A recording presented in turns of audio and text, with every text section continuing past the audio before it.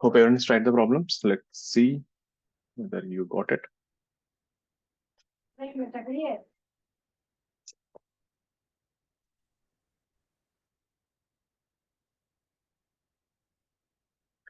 First, let's see the B part.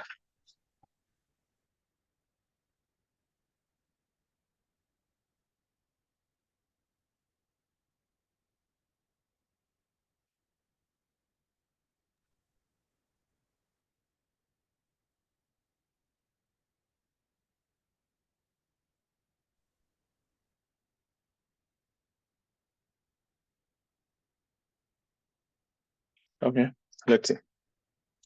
So first thing, the magnetic field changes from 0 to B in time dt. So this was the formula. Integral E dl is d phi by dt.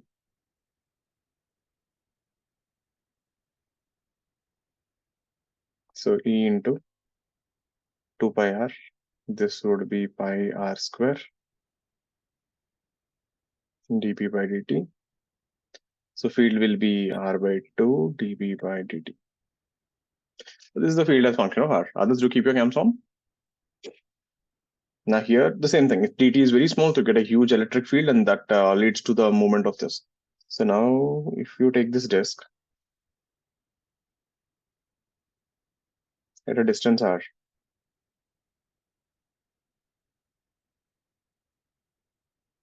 take a thin ring. So this thin ring experiences an electric field E, like this, tangentially.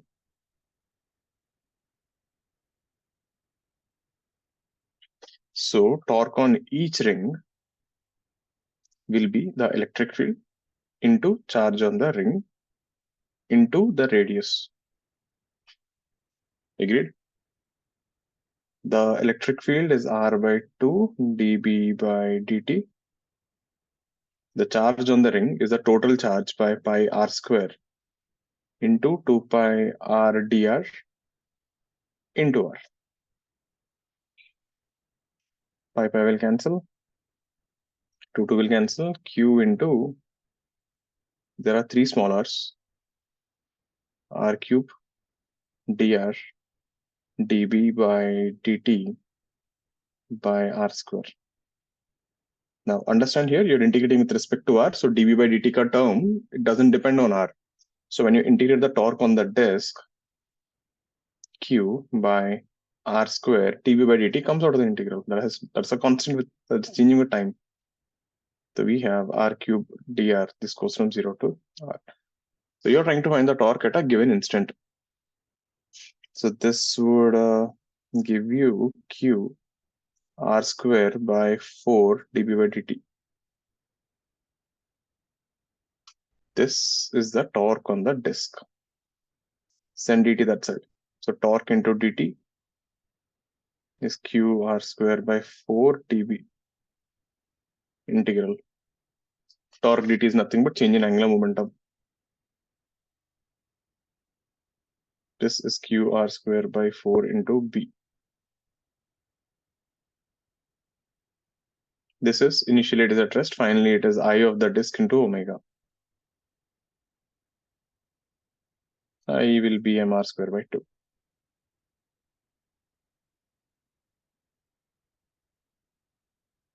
R square goes off, omega would be qb by 12. Check.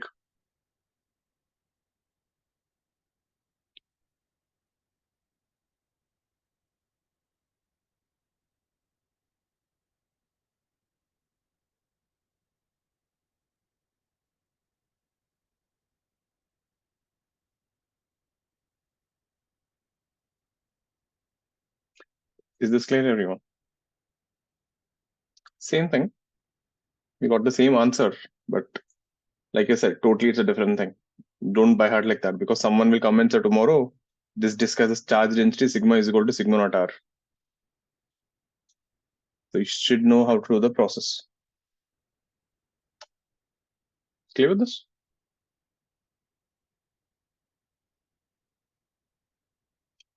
That was one.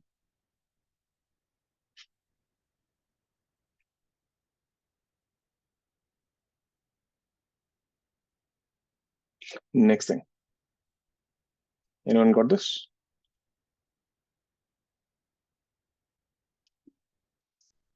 Let's see.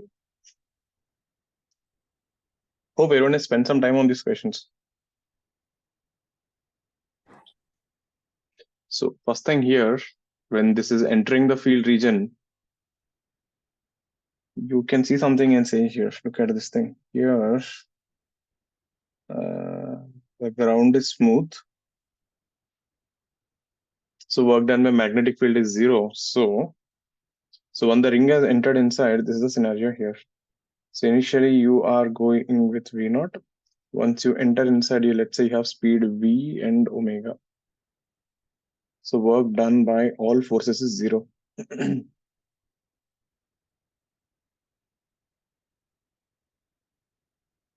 So we can conserve energy. Half m V naught square is half m U square plus half I omega square.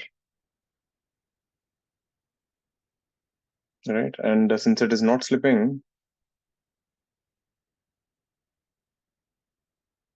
V is equal to R omega. So if I substitute here,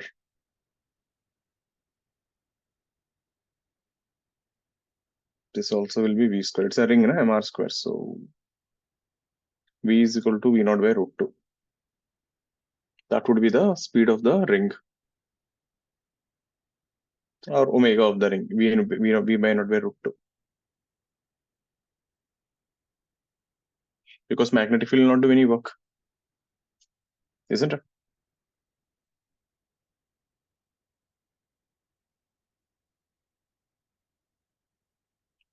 Okay, so if you look at the options, first option is wrong. Itna to clear hai. Acceleration is not uniform. That is also wrong. We will be stuck with between B and C. We will not be able to find the charge that easily. So let's see how to work on that. So first thing, when this ring is entering,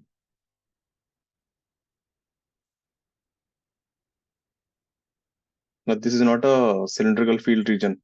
So there is no guarantee how the field will be. We have no clue. So when the ring is entering, let the field have two components. Let the field be at some random direction. So you can divide the field into two directions basically.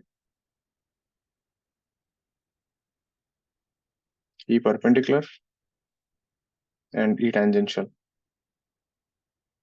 This is the field actually. The field will be completely in some direction. We have no idea. E bar can be in any direction, need not be tangential.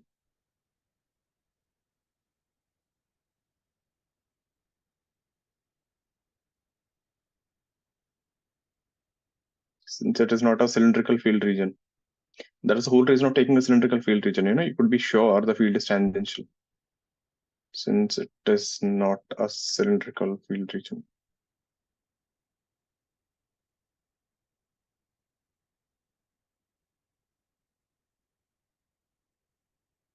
Okay, that is the first thing. Now the same story again when you say d phi by dt. Again, this is the EMF in the flux.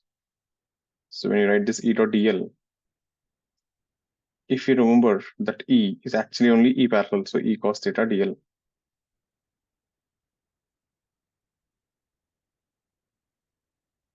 So this rate of change of flux will only give you that E parallel anyways.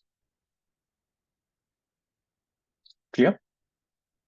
It will only give you that E parallel field because that E perpendicular, because how is dl here? dl is along the wire. So that E perpendicular anyway, it will be 0. The dot product won't matter. So that is one. Great. Now,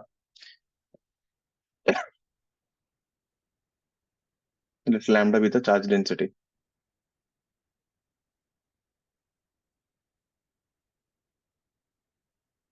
So on this ring, while you're entering, if you take a small piece here, so this is your E parallel, and you're taking a small piece here, and dl length. So the torque on the ring will be, so the torque due to dl would be E parallel into the charge is lambda into dl. Now, if you integrate all this, you'll get torque on the ring. You're getting, you have to add all the torques on that small dl pieces. That would be lambda into E parallel dl. And E parallel dl is nothing but lambda d phi by dt. This is the torque on the ring. Send dt that side. We will get torque on the ring into dt is lambda into d phi. Integral. This will give you change in angular momentum. This will give you lambda into change in flux. This would be I center of mass into omega final. And this would be lambda into change in flux is how much? Initially, the flux was 0 when it is completely outside. Once you have completely entered inside, the change in flux is B into pi r square. I think I got everything here. I center of mass is mr square. R square will cancel. Omega final we calculated from here, V naught by r root 2.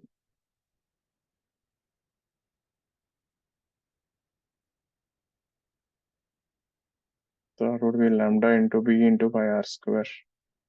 R square. From here we get lambda mb naught by B pi r root 2. So charge q will be lambda into 2 pi r.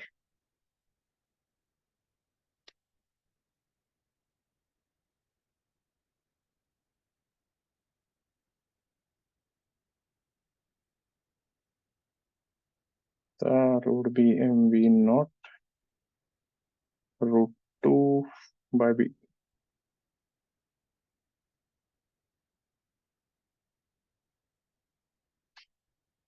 mv naught root 2 by B. I forgot an r here. I forgot an r here. Torque is into r.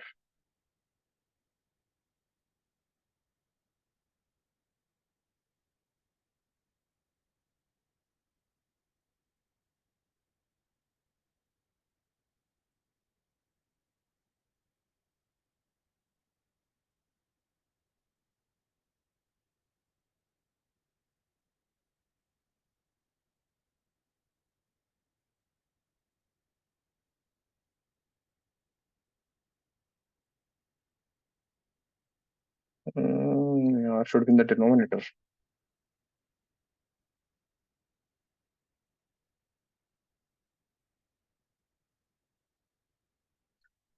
I must have the calculation somewhere.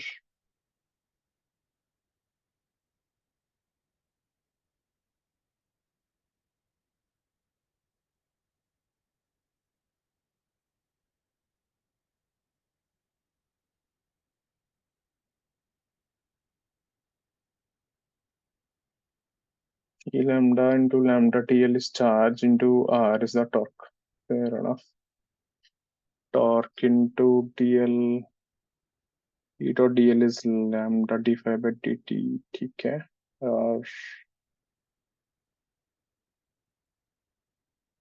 Where did I mess up?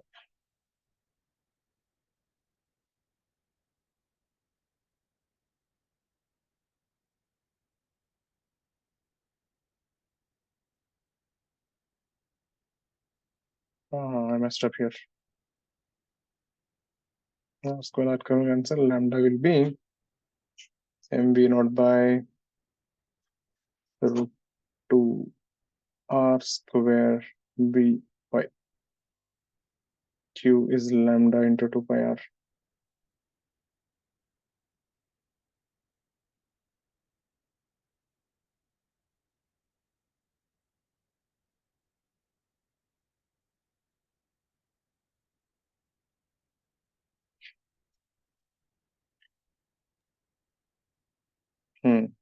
B is the answer. Check it out. Yeah. This is how you do this problem. it's even though it's entering into a non-uniform region, it still doesn't matter. What you're interested in is the parallel component. This is the theme in all these kind of problems every time. You will never need to integrate. The torque into dt will always become delta L. So while it is entering, because now see here actually B is not changing with time. But the ring will think in the frame of the ring ka feeling is like, there is a magnetic field which is changing. So, like I said again, we really don't know why this field is coming, but this is the only way you can explain it. Clear with this? So you can't calculate the value of E, you can't calculate the time during that moment you're entering, how much time, we have no idea. But what you know is torque dt. Clear? What about the next one? Anyone got this? So we got a magnetic field confined in a cylindrical region of radius r, conducting rod PQ. Okay.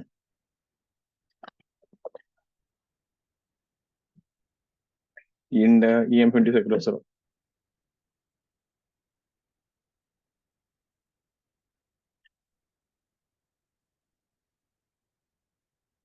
So look at this. So we got a rod PQ here.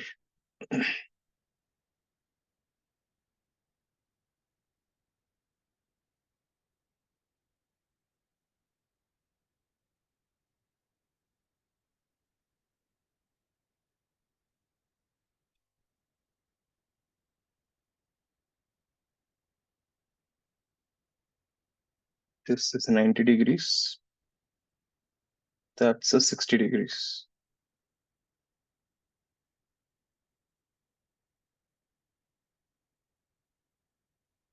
Perfect. Now, can I say this way? Now, if you take this entire loop, let's call this thing O, you're interested only in this part of the area, isn't it? The flux is changing only in this area, right?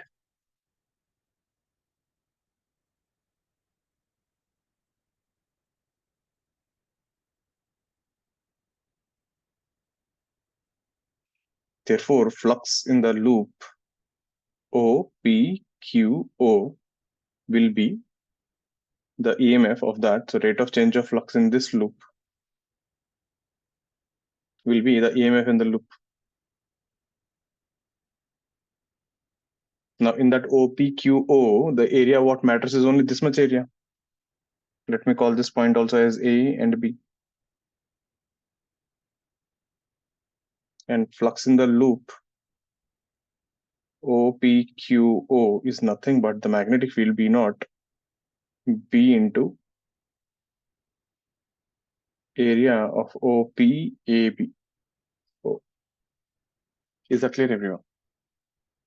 That is one. Second thing, we know due to this magnetic field, we will have circular electric fields.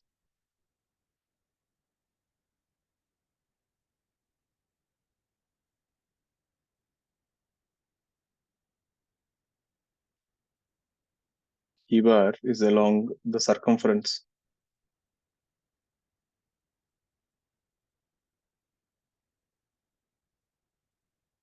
Now in this, if you take a rod like this perpendicularly, you can clearly see the field and the rod are perpendicular to each other.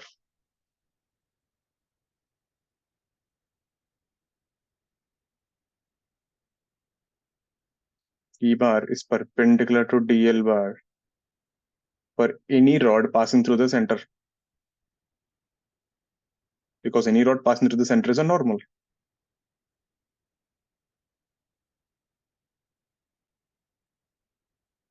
Therefore, VOP must be 0. VOQ also must be 0. Do you agree with that? So there cannot be any EMF in OP rod and OQ rod because the field is tangential. That means in the loop, whatever EMF you got, that must be only due to PQ. Makes sense? And isn't that the question? Find the EMF across the rod PQ. Is this making sense? Now can you try? I'll give you 2 minutes.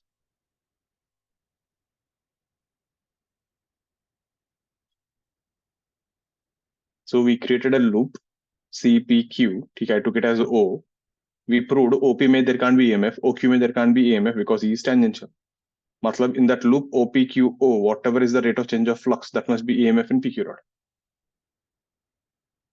But in that loop OPQO, the flux only changes in OPAB ka region. That it's not a sector, it is some weird part of a shape.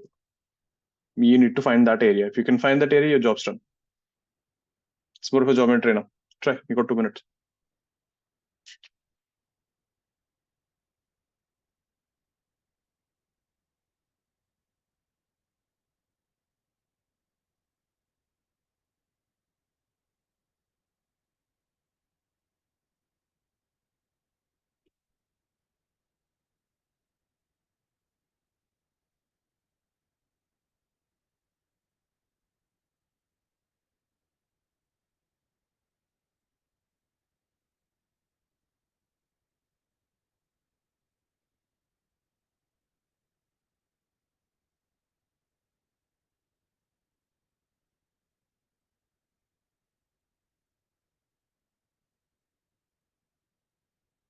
You could take a particular circumference, take the two forces acting on it and do something. Circumference, there is no circumference here. What will you do with it? There is just a rod there. There's no circuit, nothing is there. So it was for the previous question, the rolling one. Okay. Particle meaning? That only I took, na? I took that only, lambda dl. That's a particle. But then you have to integrate all that because all the particles are connected to each other. You have to take the full ring. You just can't take a small piece because they're all connected to each other. So in that sense, how did you get an electric field over there? Where The magnetic field is not changing now. that's what I said. You didn't clear. You're busy that time. When the loop is entering, with respect to the loop, it feels the magnetic field is changing. Depending on the frame, you can see electric field or magnetic field. So it is not changing in magnitude. It is just changing with how much of the loop it is covering. So Why will what that will the induce loop a think? magnetic So what will the loop electric think? field? Loop What is will saying the that loop a think? magnetic field is moving towards it. So at every point on the ring, what will it think? There was no magnetic field. Suddenly there is a magnetic field. So in my frame, magnetic field changed. Oh. Okay, sir, got it. In my frame, field changed. Initially there was no field. Now suddenly there's a field. That's what the ring will think. Now why the field came? That's what I said. We'll not get into that part of the story. Ring will think the field changed. So we'll assume there is a field and we started and we did get something. Like we will not know the answer why a magnetic field changing will give electric field. But in the ring frame, the field is changing. Okay, sir, got it. Get this, everyone. I told you everything. Now it has just left geometry. Physics part is done.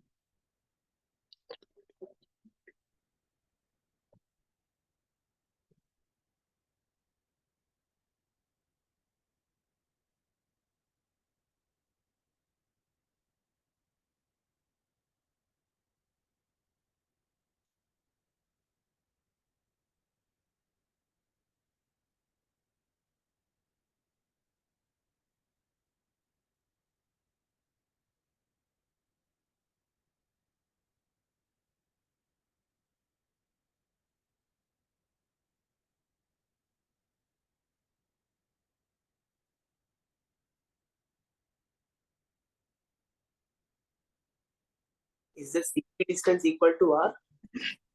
Come again. CP distance is equal to R? Which distance? CP. Pardon, our question is there in front of you.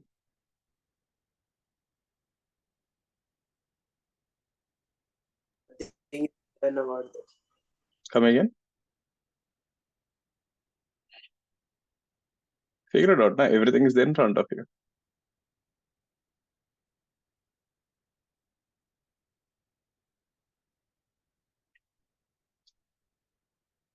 Can it even be R? If it is R, how will the rod be? It will be tangent.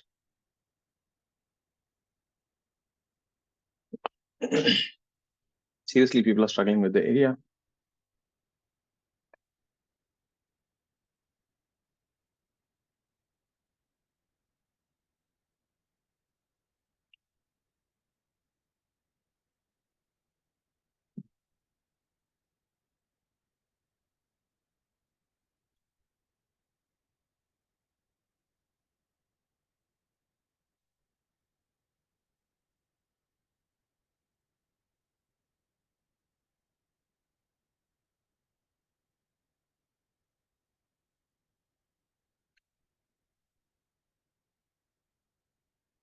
So I can treat this as one triangle and one arc, isn't it? This was 90. This whole angle was 60.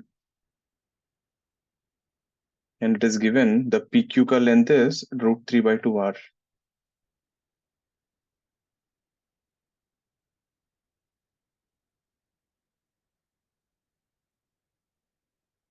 So in triangle OCQ, if you look at tan 60, sorry, this is P. Tan 60 would be PQ by OP. This is √3.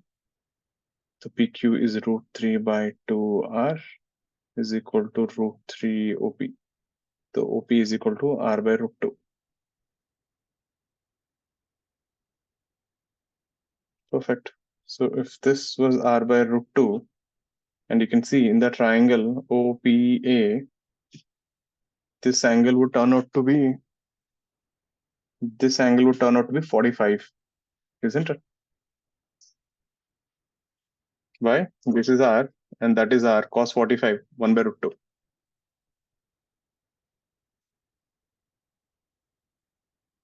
And that would be cos theta is OP by OA, which is 1/√2. So if that is 45, this is 15 degree. Oh yeah, na? So what is the area of that part?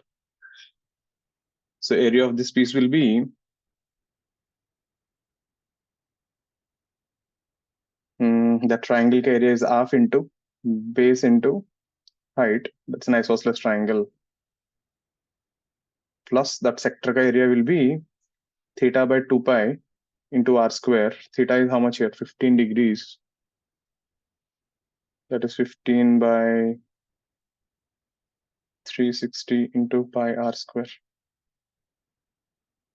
So this will be r square by 4 plus that is 1 by 36, 1 by 24, 15, 20, 24, pi r square by 24.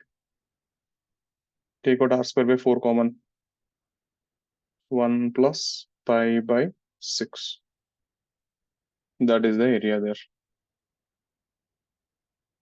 I think. And then what is the EMF? We got the area now.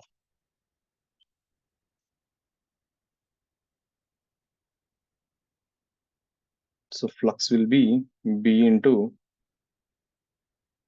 area. So EMF will be d phi by dt, which is area into dB by dt. And it is mentioned in the question, dB by dt is 4 Tesla per second. That r square by 4 will cancel. We ended up with 1 plus pi by 6. This would be the potential difference across the PQ rod. What you wanted here in the option. 6 common le lena. Now done. R square by 6 into pi plus 6. Clear with this? Yeah, right, Aryan. And the second part of the question, I think now you can handle it. He's asking the magnetic force on the rod. Now the field is only from P to this point, isn't it? So you should take only that length of the rod and find the force. The magnetic force will act only on that rod PA.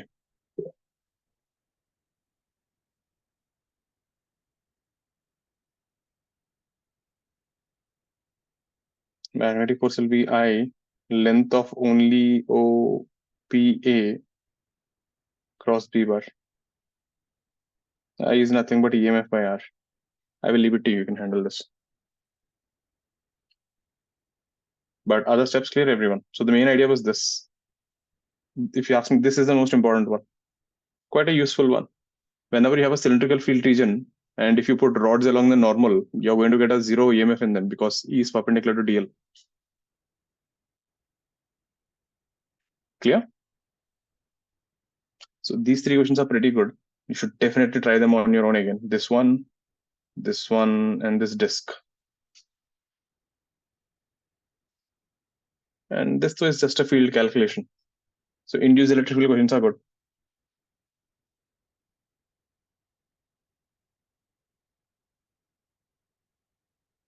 Clear? Can you tell me how many times you have seen disk problems till now? These kind of problems, how many times you encountered the disk?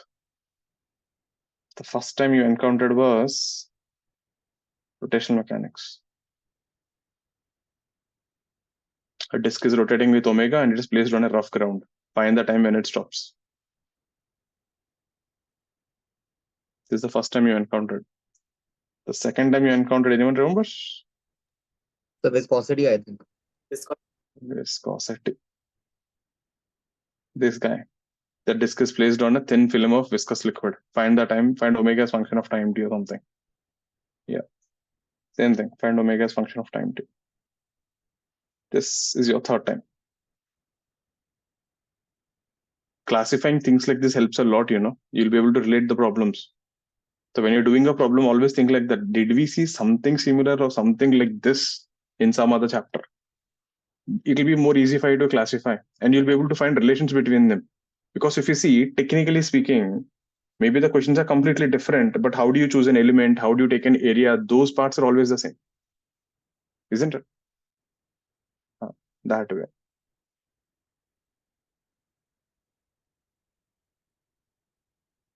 And if you have someone like me making the paper, they will kill you. They'll give you something like this. They will say there is a disk. They will say there is a thin liquid film here, eta. And they will say magnetic field is also changing with time t, not t. Find the terminal velocity or terminal omega. So the electric field is rotating the disk and the viscous force niche is dragging the disk. Both together will do something and will mess up. Something like this we will see in the revision. At that time, you will be like completely strong. So we can do that kind of things then. So before giving that bali, right, or whatever the sacrifice, you first have to feed the goat properly. Make it strong and then sacrifice it. Let's see, next thing. So that is about the induced electric field. But now in induced electric field, there's one more story there, a part of the story which we missed.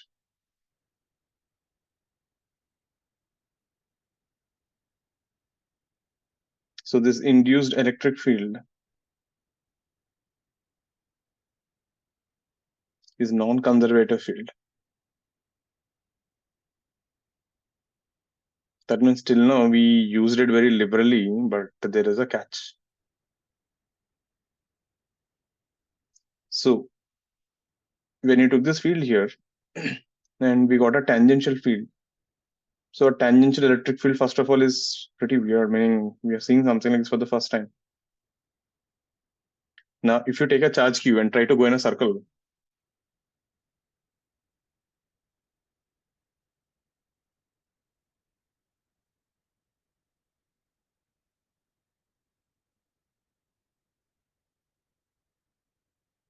the work done, and here remember EQ is always parallel to ds bar. So work done will be EQ into 2 pi r. This is not zero. And we know work done in a conservative force is zero. Isn't it? So work done in a loop is zero for conservative forces.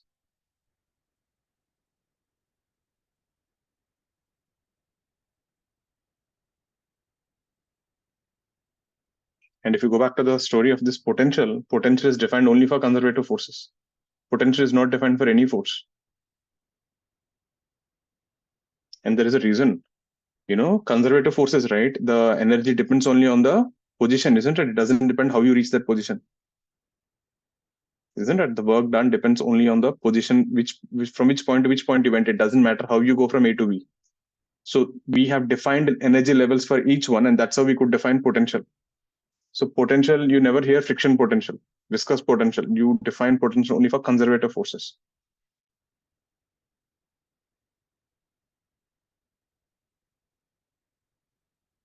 That means till now what we are using, that E dot dl, that E is not this field. So this formula, now this will be a good theoretical question, okay? Exam mein, numerically, you need not worry about this. But theoretically, they can ask a question like this. In this formula, integral E dot dl d phi by dt, this E which we are talking about is what? This has to be a conservative field. Because we wrote VA, V plus minus V minus is minus E dot dl, remember? This has to be conservative field. And this is not the induced electric field. So it's an imposter.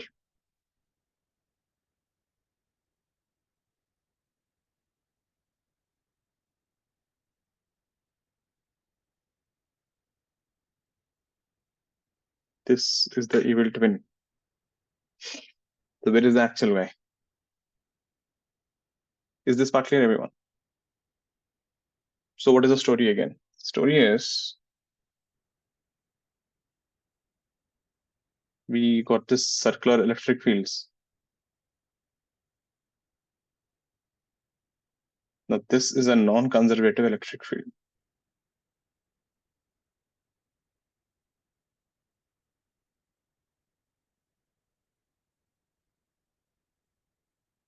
Now, if you put a conductor in this, so if you just change the magnetic field, you won't get EMF. If we keep a conductor, again, I'm taking a decent shape. Now what will happen? Because of this field, which is non-conservative, I'll just call it NC, the electrons here will start going in the opposite direction. So charges will start accumulating. We start getting some induced charges. These induced charges, now, because you're accumulating them, they generate a counter field E. This is the conservative field, because this is coming due to the charges. This is the field due to the induced charges.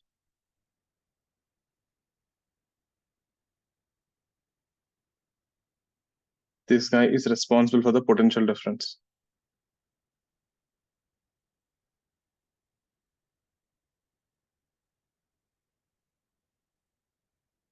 But the reason why we never had a problem is because when they reach a steady state, both of them will have equal magnitudes. So it worked out for us.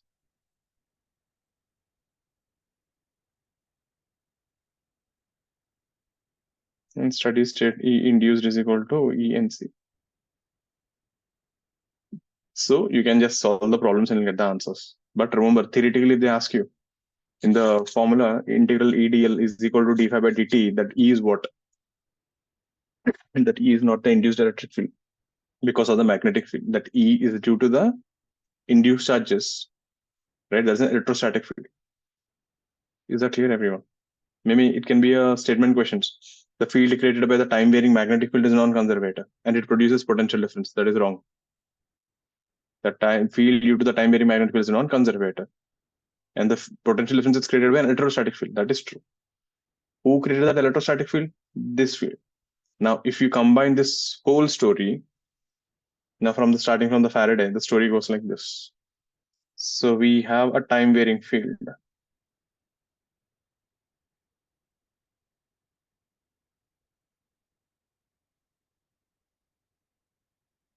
Now this thing somehow created non-conservative electric field. You don't have an answer for this.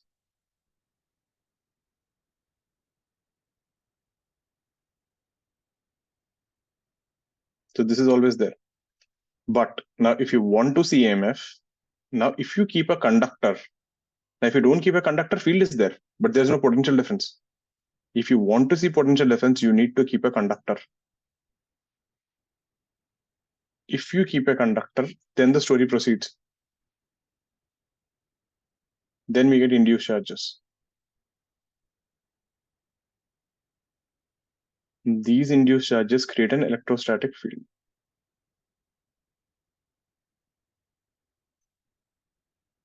And this electrostatic field creates potential difference.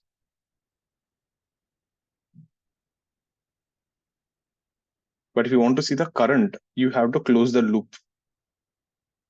If you just take any random conductor, you won't see the current. Then you see the current.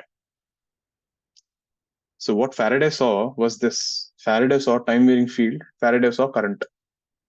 Beach mein story, he doesn't have an idea. Faraday could figure out this much because there is a current, there is a potential difference. But he didn't know what the hell is happening in this part. Like I said, it's completely experimental. Every time he did it worked out, but he has no idea why this was happening. So at least this is the story so far we know. Something else could have been happening, but this is the most accepted theory so far. Clear? This is all theoretical. So numerically, problem-wise, so this much only. But you should know that E which we are talking is not the thing. It's an imposter twin. Clear with this? Mostly a theoretical question that would help.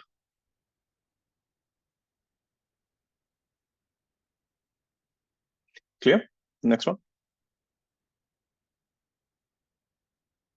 Ishan is angry on the twin. Next thing. Eddy currents. This is also just a theory.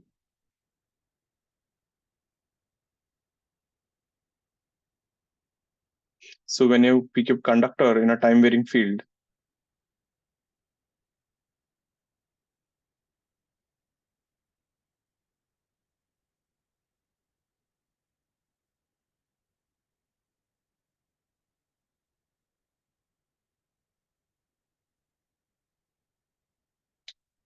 you start getting EMF at every place. And because of this, and conductors are not pure, they have resistance, you start getting current loops.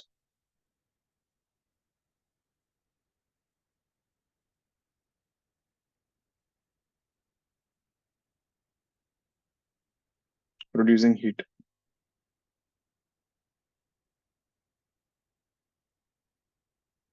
These are called eddy currents.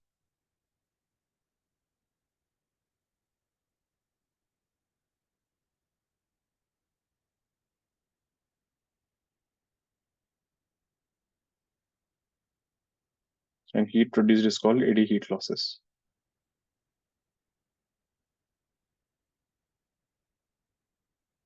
You know what is this? Ever seen an induction stove? This is the concept. When you take your induction plate or something, that vessel, and keep it on the stove, there's a magnetic field which is changing there, and that is heating up the plate there. That is the reason you can't use any metal plate you want. There are only ferromagnetic metals will work. If you put a copper plate, it doesn't work. You cannot use induction stove on a copper vessels. So this is the basic idea there. Heat produced is called eddy heat losses. Or you ever seen your wireless charging? You put your phone and starts charging up. What you're using is electromagnetic induction. So when we say wireless charging, right, it is not actually true wireless charging. Literally, you're still touching something. A true wireless charging will be something different. You go into a room and the phone starts charging. You can do that. Expensive. It's possible. So this is called eddy heat losses. And like I said, there's not much we have here. For example, if you have a cube or something like this, the currents are quite random. 3-dimensional, they're just flowing everywhere, anywhere.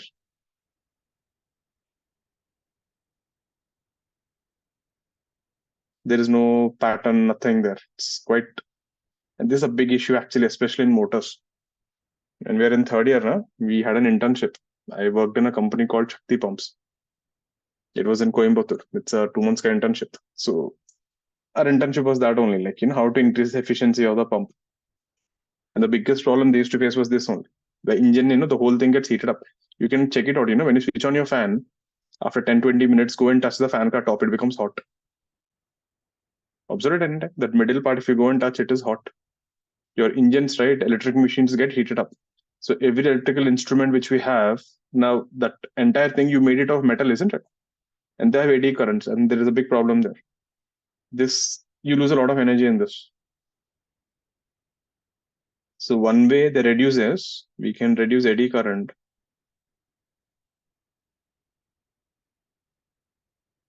by making the bodies, with insulated sheets. I'll show you how it looks. Instead of using one single metal block, they use a method called stamping.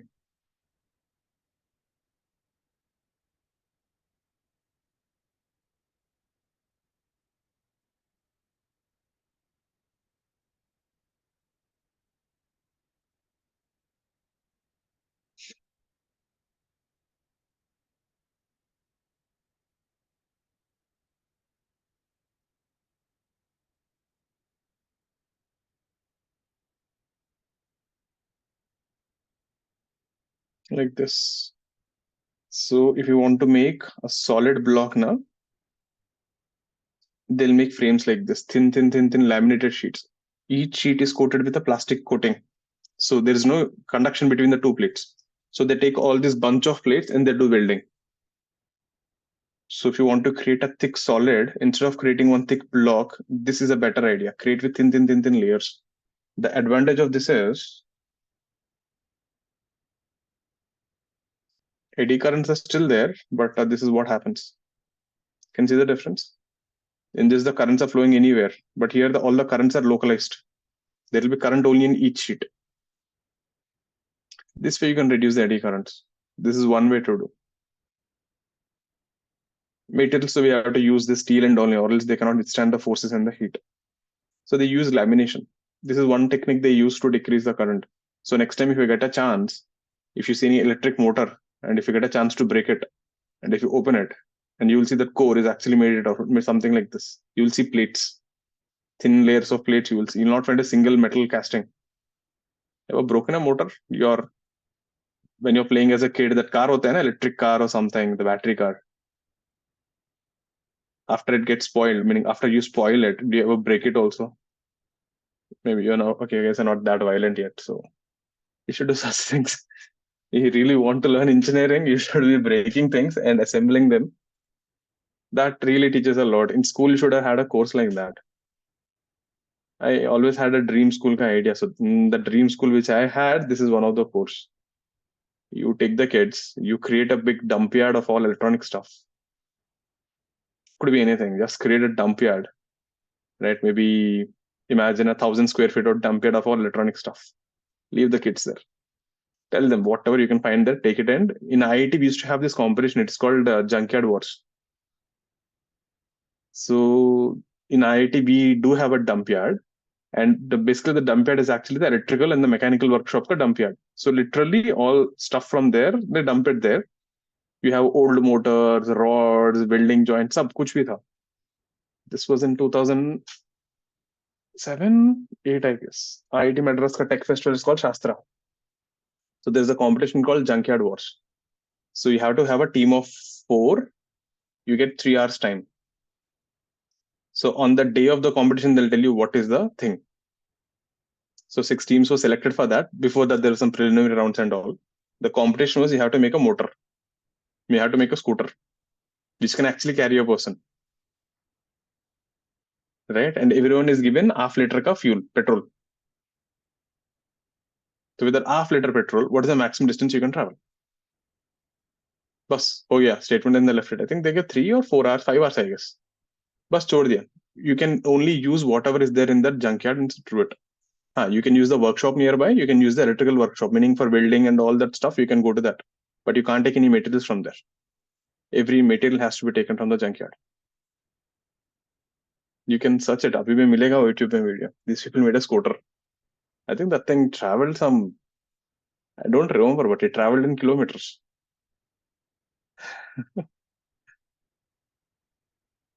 It's called Junkyard Wars. You learn a lot more doing that way. Unnecessary school, they teach a lot of shit.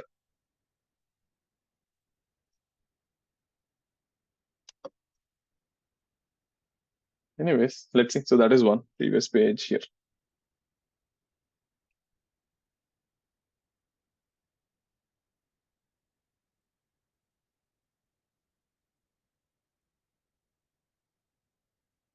Next one, self-inductance.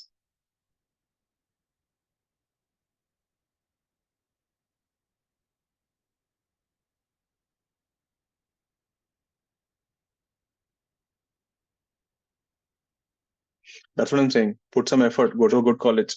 I'm not saying college will teach you all awesome stuff. Even in IIT, they won't teach you any awesome stuff. Getting it? It's it feels like school only again. But the point is, you have an ample of time, right? One, and you'll have more weird people like you around, right? And then you'll be able to do all weird things. You can actually do a lot of stuff, and people will be like quite happy for you doing some random stuff. You're building things, you're doing any nonsense. But by chance, you don't do well and get into these Mumbai colleges.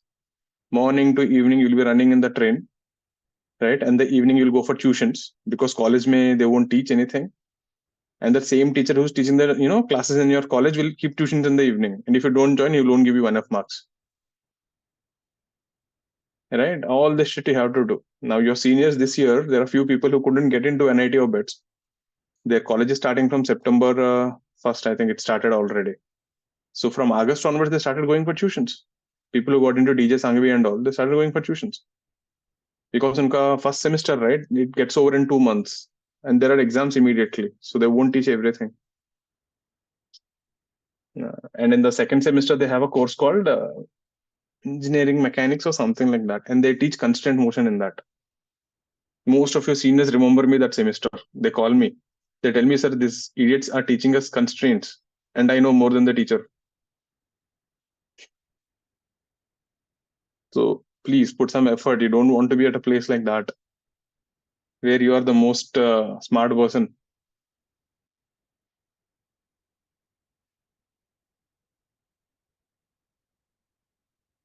So what is this? The opposition to change in flux.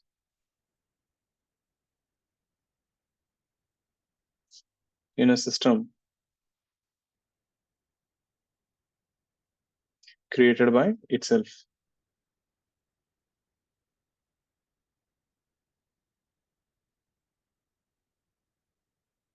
This property is called self-inductance. What do you mean by this? What do you mean by opposing yourself? It's like your right hand and left hand right and left hand are fighting with each other. Know that there is a syndrome like that, alien hand syndrome, or there's something like that. One of your hand, it doesn't listen to you. Devil's hand, I guess. It has a syndrome. It has its own things. It does whatever it wants. It doesn't listen to you. So there was a lady whose hand, right, it has a habit of stealing things. And poor lady doesn't know. When she goes to a mart, it takes things and puts in her bag. When you see in a CCTV camera, it feels like she's stealing, but it is a medical condition.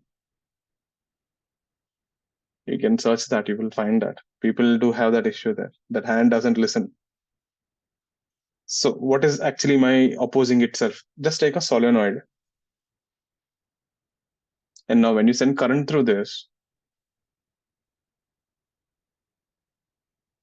is coil 1, coil 2, and so on. So I can treat them as individual coils.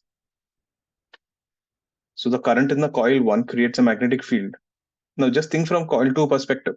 What will coil 2 think? Boss, initially I had no field, but this coil 1 is sending field through me. So coil 2 will think my flux is increasing, so it will try to oppose it. Similarly, due to the current in coil 2, there's a magnetic field in 1, 3, 4, 5, and everything. And those coils will think, boss, this coil 2 is sending field into my system. So here, what is happening, even though all the coils belong to the same system, each coil is fighting with each other. The flux from one coil is entering the other coil, and the other coil doesn't like this. So P bar, due to coil 1, right, enters the remaining coils. And they oppose the change in flux.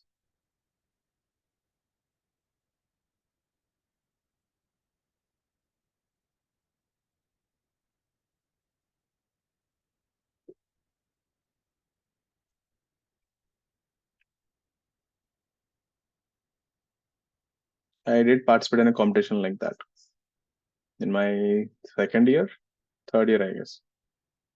We got 3 hours time. They gave us 6 ice cream sticks, 1 Sprite bottle, 1 balloon, 1 thread spool, 3 rubber bands, 1 plastic cover, 1 cutter, Fevicol का bottle, और कुछ तो दिया था, metal wire or something. We have to create a submarine. We have to create a boat.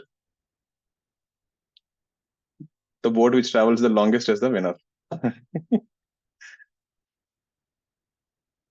Our boat traveled the longest, but then our stupid boat did some nonsense.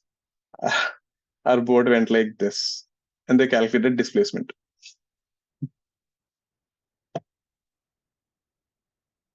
It was the most hopeless thing. We got a second place, and the first boat went only till here.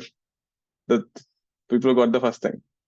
We are saying, bloody yaar, you can see, right? Clearly it has crossed the first boat. They said, like, we calculate only the displacement. Kya kar sakta hai? We got 1,500 rupees as prize money. It is one of the most random competition we entered. I and my friend, right, in third year, second year, I'm not remembering. I and my friend, we both were walking. It's the 4 days you get holidays, during the tech fest. You can sleep in the room or you can go out and participate. You can do whatever you want. No one is going to ask. So I and my friend, we said, yeah, chalo stalls jaake dekhte hain, we'll find something to eat. That is the most important thing, isn't it? So we went to the stalls to find something to eat. We took something we are eating, and while going to, there was a competition there. Uska naam bhi kuch to tha. It was about all medieval technologies. It's a 1 hour ka exam. They'll keep some questions. It's about all medieval technologies and all. And normally I'm a freak about medieval technologies, the catapults, the war machines. You know, this medieval matlab something like Iron Age and all, especially these war machines and stuff and all. I said, yaar, chalna dekhte kya hai. It's a team of 3. So I and my friend are only there. Then I was looking around. Yaar, third person abhi kahan pe milega? And 10 minutes it starts. So one of our junior is going away on cycle. I said, hey, Freshie, come here. So we call that only a Freshie, come here. So he's a first year guy. We are in second year. Only when we're in second year, we call people Freshie. So he called him. Uska naam Pawan tha. I said, Pavana. I said, like, kya hua? There's a competition. Chalo, we need a third person. I said, I don't know anything shit. I said, to chhod na, mujhe pata hai. I'll handle it. Went into the competition. They gave a paper, 3 people. The other 2 people didn't have a clue what was in the paper. Only I was able to understand. And I know answer for every damn thing in that. So I took the paper. I gave this guy 1. I gave this guy 1. I was literally telling answers to both of them in their writing. हो गया 1 hour में paper submit कर लिया and I was like यार we did it in a random way क्या होगा I left it I went to the room and I slept and then after 1:30 this freshie started running everywhere like mad he started searching for it I said then he came to my room he started banging the door I said क्या हुआ I said we got selected I said what हाँ we got selected करके there were 200 teams and they selected 8 teams and the competition starts at 2 o'clock time is 1:40 I went and woke up this other friend Arvind I said, "Arey, chal na, I'm competition selector." He said, "What? What?" I said, "Chalo, bhago karke." We started running. We went to Naval Architecture Department. So the second competition was in the Naval Architecture Department. So they had a big wave pool. IIT Madras has the Asia ka biggest wave pool. They create, all small ships and all, and they test there. So the second competition was there. We went with shorts, chappals, t-shirts, completely sleepy. No idea what was happened. On top of it, I was hungry. Right? I was मतलब I didn't expect we will get selected. मुझे तो वो मजा आ रहा था question solve करने. Who will think out of 200 teams will get selected? That too you entered randomly. And then they gave us this. They gave us a packet and said you have to make a boat. Said like ठीक है चलता है. Then we requested that again. Said यार we are really hungry. Get us something to eat. Yeah, I think that is the thing. Eating. And we got some samosa and stuff. We ate. We started. We built it. अच्छा model बनाया था. We took that Sprite का bottle, empty bottle. They didn't give Sprite also. So I think the organizers drank it. So we made a cut in this, and then we kept some paddle boat type. कुछ तो create किया. We kept a balloon and all shit we did. So when you leave it, it just goes off. It worked really well, right? The only stupid thing I don't know why it took a ton. And we got 1,500 rupees for the second prize. First prize was 3,000. So, but equal share, huh? We gave the freshie 500. And that guy's like, I don't want, I did nothing. I said, Chodna, you went and brought samosa for us. What are you saying? That was the most important part of the whole damn event. Without that samosa, my head wouldn't have worked. We couldn't have, built it. That poor guy was helping. Seriously, we have a lot of fun. I'm telling you now, this is long back, right? Now there are much more events and more competitions. Anyways, so we didn't have that time smartphones and all. Na? We used to use Nokia mobiles. Anyways, so this flux which we got, which opposes the change in flux, and the same thing happens with the other coils.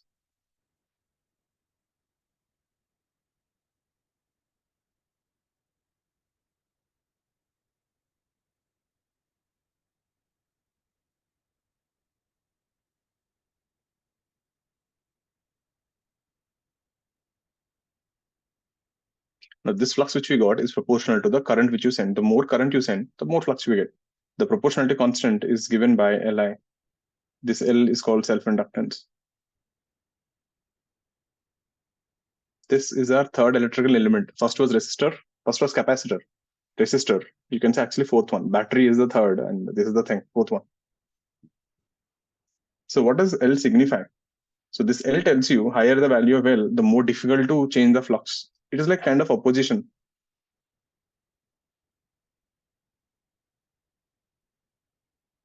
Again, you don't have a problem with flux. You have a problem with the change in flux.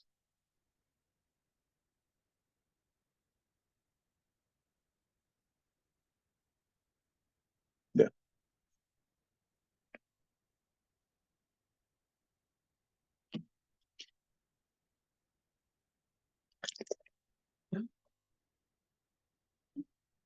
I hope everyone got what do you mean by opposing yourself. So the flux due to one part of the system enters the other part of the system and all belong to the same part. There's a change in flux. Clear? And then the flux is Li. Faraday's law, if you differentiate this, minus d phi by dt, you end up with minus L di by dt. So this is the symbol for solenoid, the spring, the symbol for inductor. So the devices are called inductors.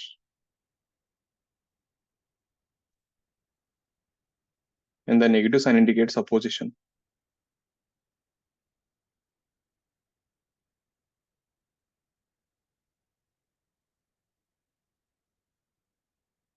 Now, if L is constant,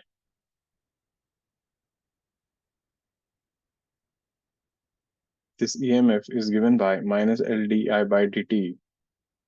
This is called back EMF. Basically, this thing generates an EMF in the opposite direction.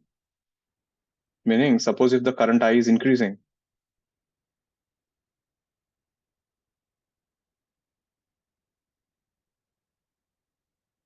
this will act like a battery which is opposite to the current. Just like Lenz's law, you try to increase, I'll try to decrease you. If you try to decrease, I'll try to increase you. If the current is decreasing,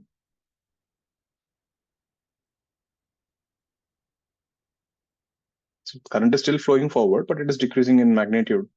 The battery would be positive terminal. This is the main thing. Have a look at this.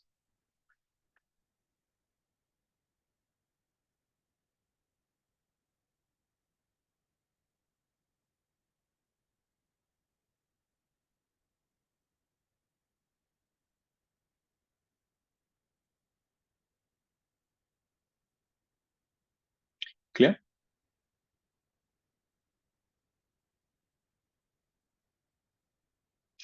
Now, next thing. Let's try to find the inductor ka value. Just like capacitance, right? We found the capacitance of a parallel plate.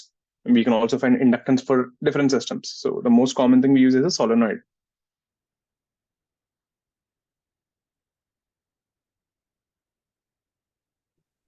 Go back to the. Could you go back to the previous page for a bit? Hmm.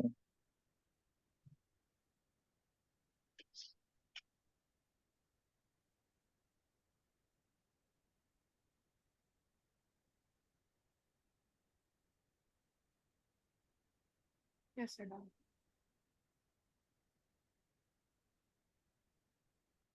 So we got a tightly bound solenoid, length L, radius R, N is the number of turns per unit length.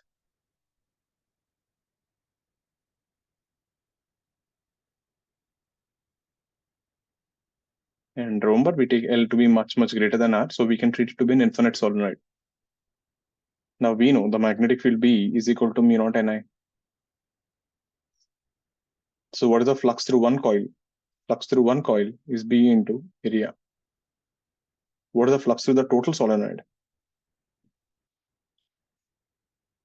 There are total N into L, total number of turns into B is mu naught Ni into pi R square. But we know flux is nothing but L into Y. Therefore, we get L is equal to mu naught N square pi R square L. You need to mug it up, right? Mains of bits level straightforward question this is.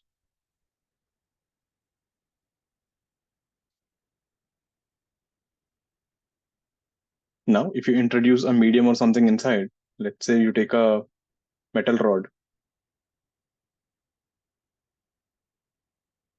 and then you put a solenoid across it.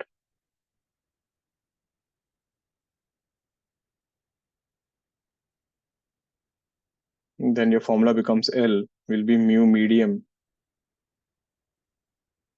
into N square pi R square L. Mu medium is nothing but mu relative into mu naught. Mu naught is for the vacuum. So mu R is the relative permeability.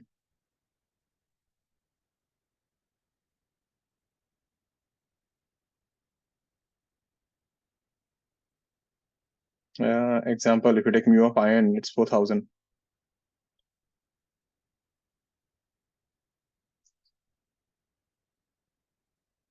So you can change the inductance by changing the number of turns per unit length or radius or length. So it basically depends on the dimensions and whatever material that you introduce.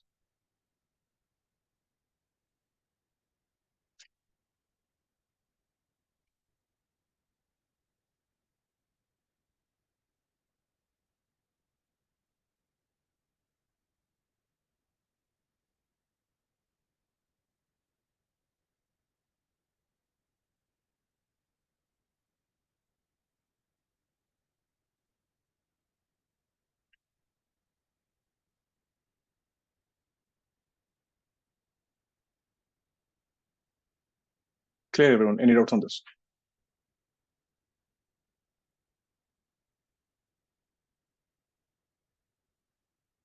We will wrap up this chapter next week. We will do something called LR circuits, which looks like RC. Do you remember the general equation for RC circuits? A plus B into e power minus t by tau. Exact same thing will come here also. So that will look quite similar, but we'll see. Clear? Next one.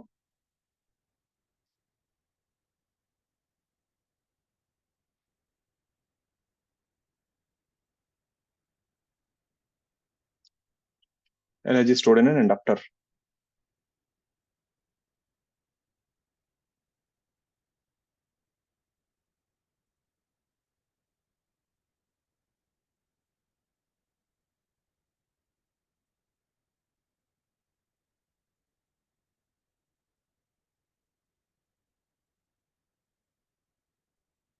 So this is like a battery and the current I is going inside.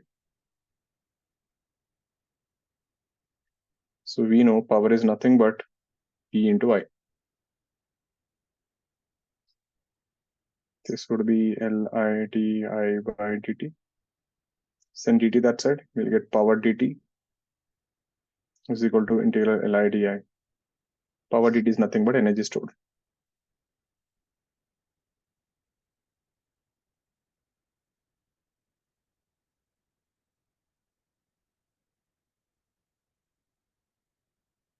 Which is half Li square. Just like half CV square, this thing is half Li square. So energy stored in inductor depends on the current.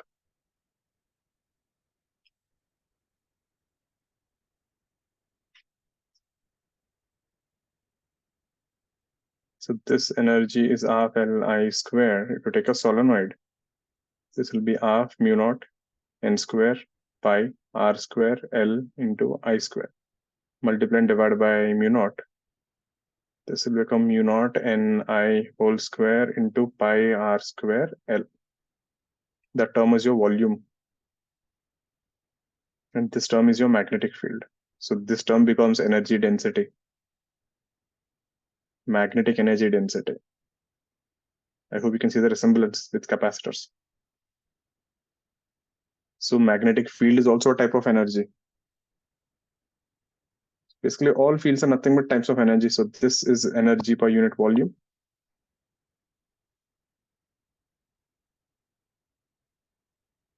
One by 2 mu naught b square.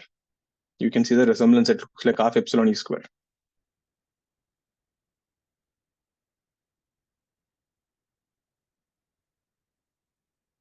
So this is the energy which is stored in the form of magnetic field lines.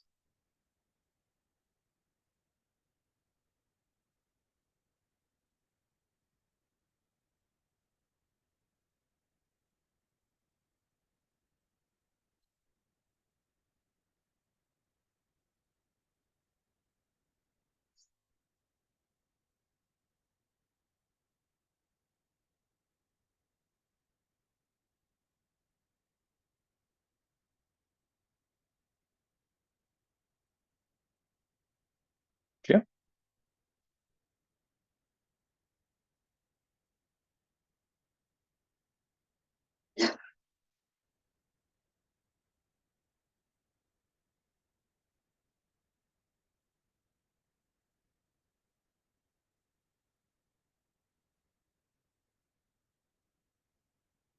Next one. Let's see some questions. So that is the basic theory of inductance.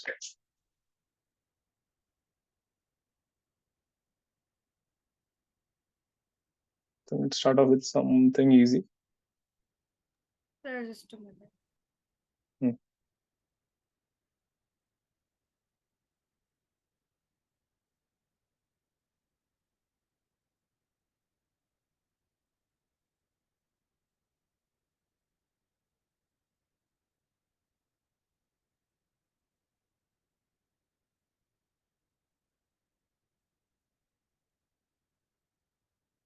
Yes, sir, done. We have an inductor. We have a battery. Nothing, no resistor, nothing. So when the switch is closed, phi I end as function of phi empty.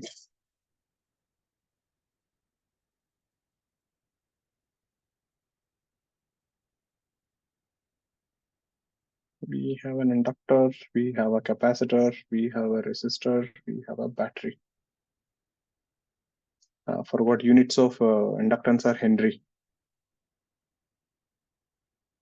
This thing is 2 farad.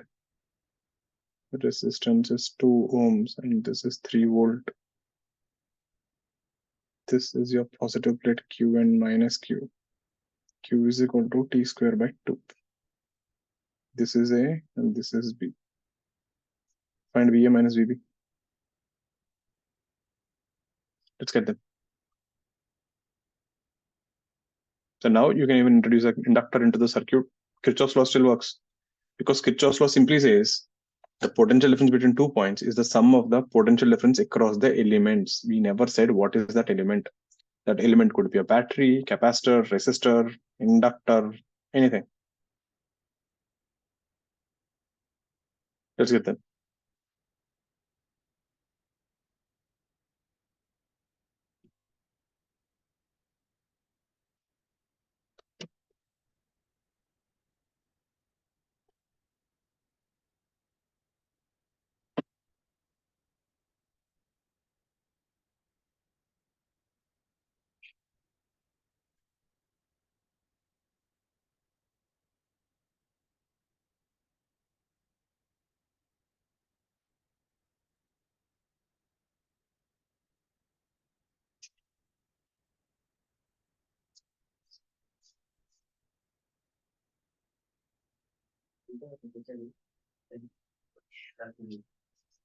First was easy. Kirchhoff's law, right? V minus L di by dt is 0. That's it. There's nothing else. I is equal to V by L into T. The current just keeps increasing linearly. That was straightforward. Get the next one. V minus L di by dt is equal to 0. Send dt, that's an integrate.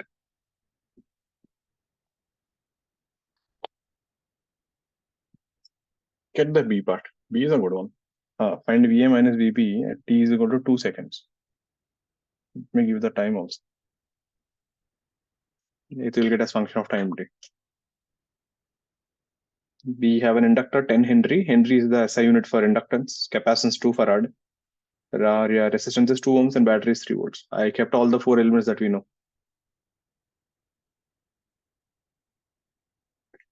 Find VA minus VB.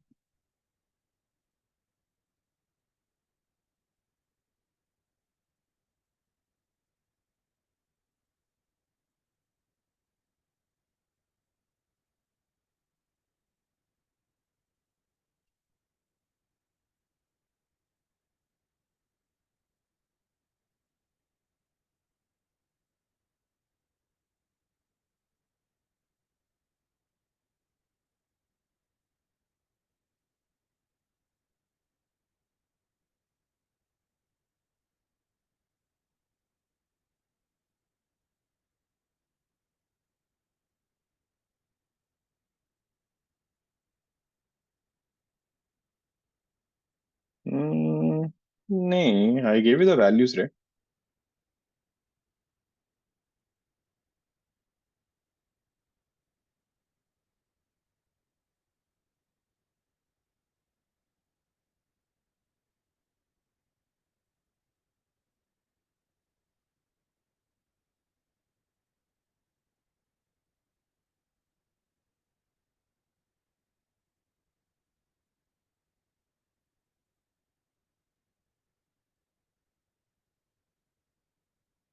Show you. Try. I'll go on the 30 seconds.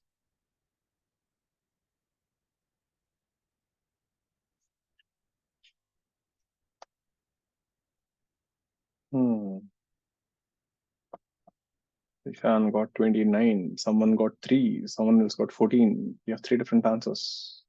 Someone got 12. You have 4 different answers. 3 of you, or maybe all of you, are wrong.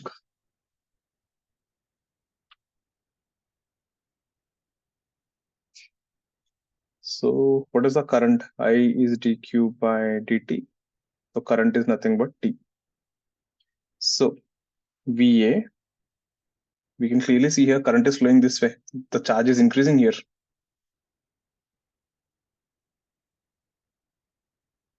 So VA, you're going through the battery plus 3V. Then you're going through the resistor minus IR. Then you're going through the capacitor minus Q by C. Then you're going through the inductor minus L di by dt. Equal to, you reached B. That is the equation there. And t is equal to 2 seconds. The current was 2 ampere and the charge was also 2. Substitute all the values here. So VA plus 3 minus current was 2 and resistance was this 4. Charge was 2 by 2. L was 10 and di by dt is 1. So this guy is minus 12 is BB. So VA minus VB is equal to 12. Right, Anusha? Saina, you also got it. Check. So you are going from positive to negative plate. So potential in the capacitor will drop. In the resistor, in the direction of the current always goes from high to lower potential in resistor. So potential drops. Inductor minus L di by dt. Current is increasing. So the sign will take care. You always take minus L di by dt. If I was decreasing, the di by dt would be negative. Automatically it will become positive. So when you see an inductor, you can directly dump L di by dt. Clear? Easy? There. So you can combine inductors with capacitors and resistors and so Kirchhoff's law still works. Next one.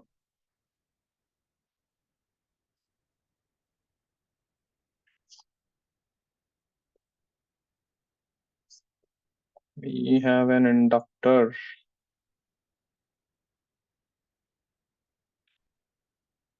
This is radius r, length L.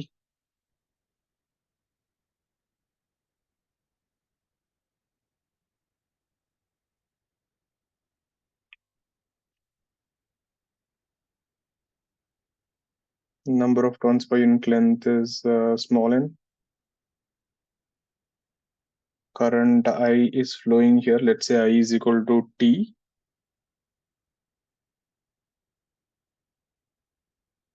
Now in this, you took a rod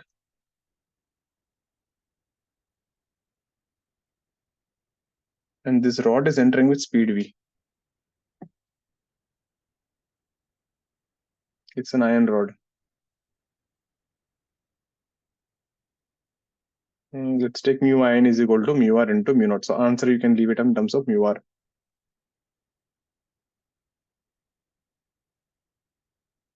So an iron rod enters with constant speed V.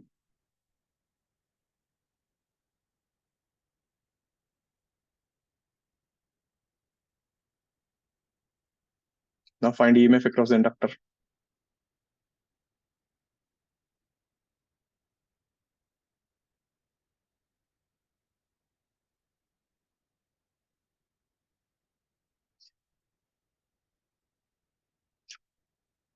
If we had started from B, then you are going opposite to the current flow, right? Then it'll take plus. You are opposing the flow of the current because I is increasing. So the battery cut direction is already decided for the inductor. So you go anyway. Kirchhoff's law doesn't care how you choose your directions of batteries and stuff. Let's get this thing. This is a good one. We're just playing with the basic thing, EMF across the inductor.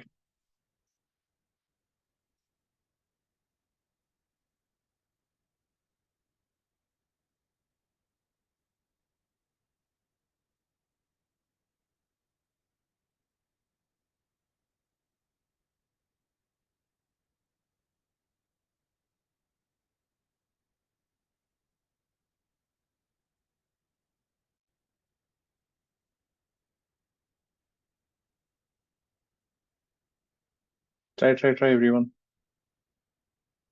Ali, do switch on your lights. It looks like a horror movie. I know EMA looks like a horror movie, but still, you should switch on your lights and watch the class.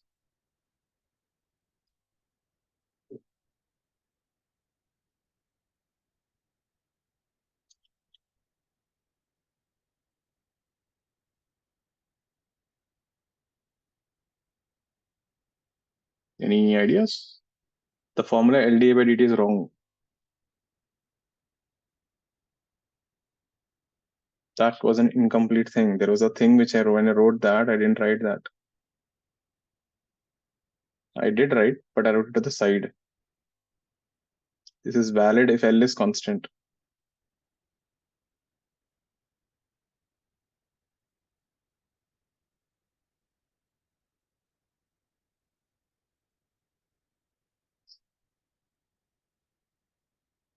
So how do we proceed with this? Proof limit function of time t, right? So we can assume t at that time is constant. Yeah, you can do that. So let's say the X part of the thing has gone inside. Basically, you created two inductors here. So, and this guy is L minus X. So the inductance of the system would be mu naught n square pi r square L. L ka place will get L minus X.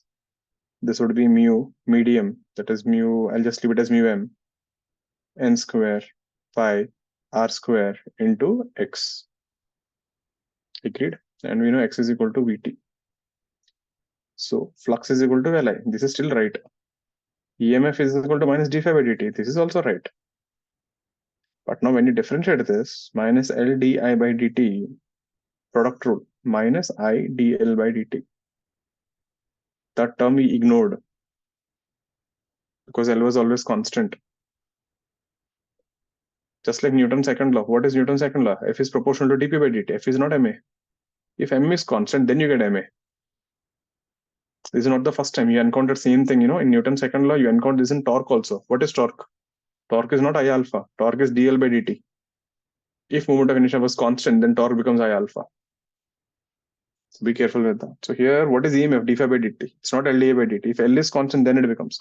Now you can substitute here. So minus L di by dt ka value you know everything. You can just dump it here. You'll get the answer. I will leave it here. You'll get in variables. So I is given is equal to t, so that will be 1. And dl by dt you can differentiate. You'll get V. Clear? So that is the thing. Have a look at this. So as this thing is going on, L ka value is also changing continuously. So this is the actual formula. Minus LdA by dt plus IdL by dt. Generally, L doesn't change, so it works out. Clear? Take a break. Come back with 7:10. Any doubts so far?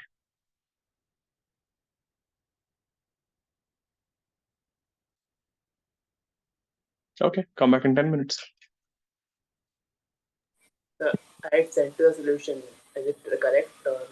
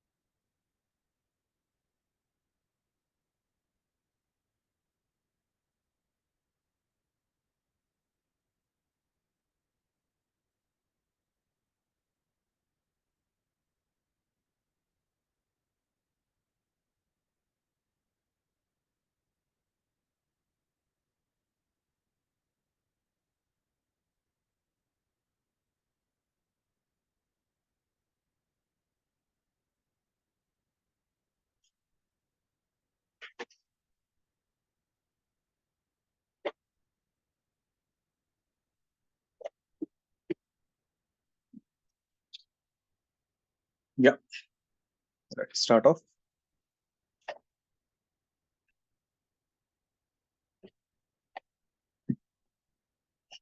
Jump on everyone.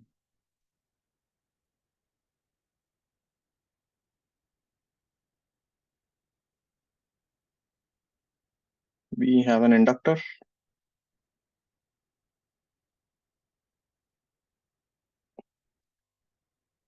We have a magnetic field. These are vertical conducting rails.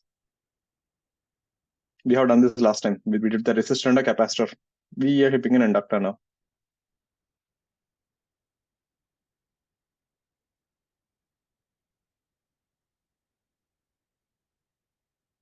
Mass M, length L. Gravity is there. So initially it is released from rest. Let's say this is x is equal to 0. So we are taking excess vertically.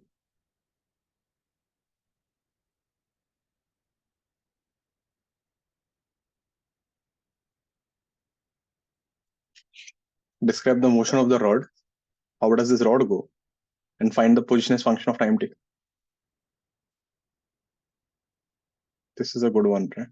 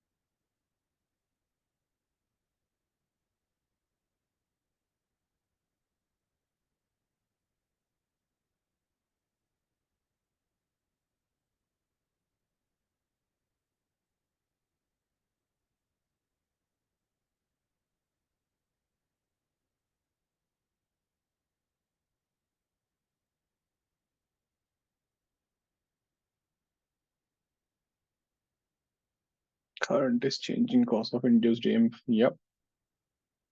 Who else is there?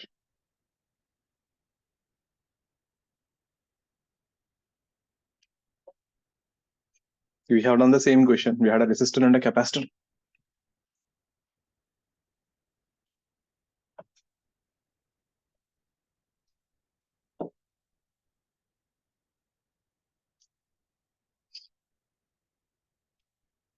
Yeah, this part.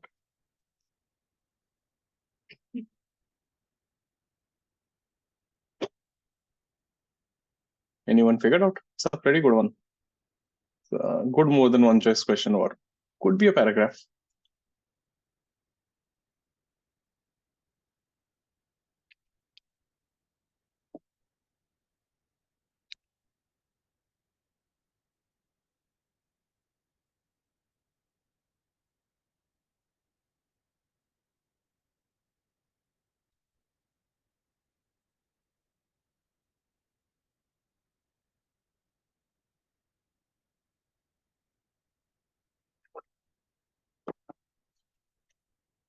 Always start from the intermediate position. Let the velocity be v.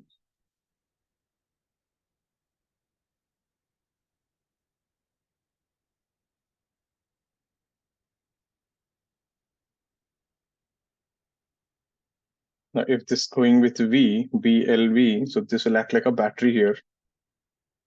Current is this.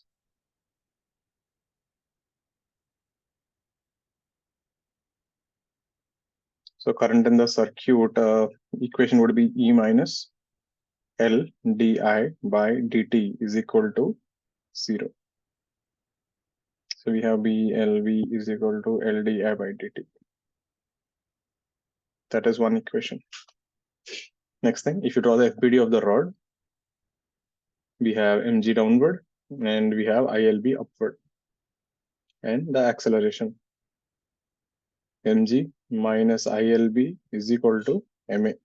Differentiate on both sides. This would be minus LB di by dt. This is M into dA by dt. But dA by dt is nothing but minus B square L square by capital L. V is equal to M. This is d square V by dt square. Did you notice something? D square V by dt square is minus P square L square by M capital L into V. This is your SHM. This rod is oscillating in SHM. This is your omega square. So we got velocity V is equal to, didn't you find it weird? That is only chapter missing so far.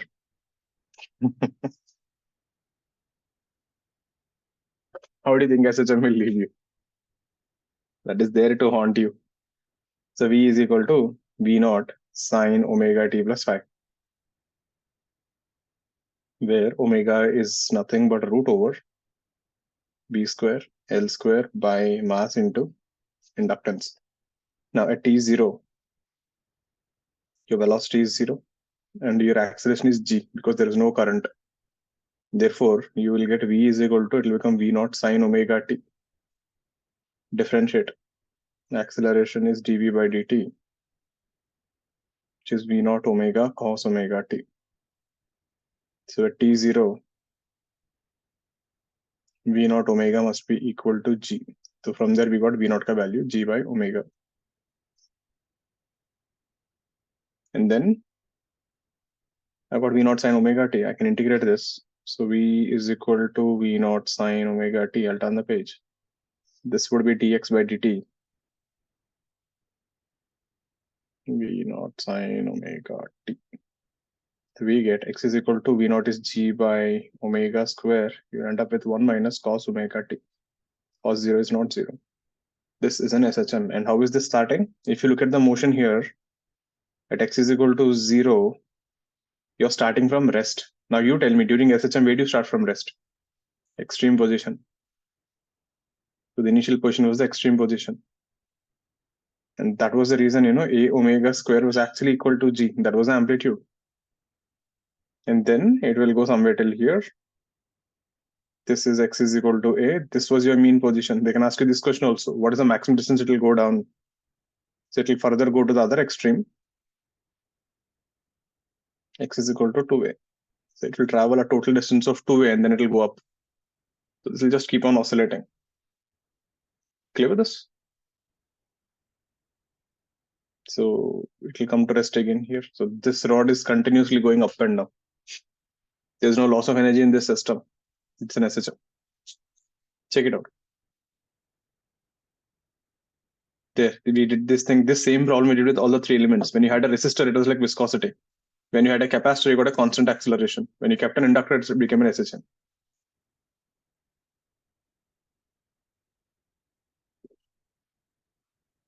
This is what I was saying. When you learn something, try to relate it to as many things as possible. We saw the same question in 3 different formats. Your brain will remember it easily. And whenever you see something similar, you will immediately catch it.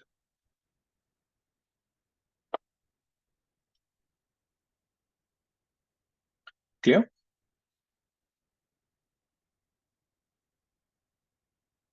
This kind of integration, do you remember where we have seen recently, last 2 months? Which problem?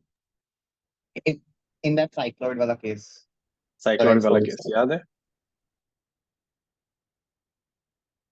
Recently, that was the biggest messed up integration we did.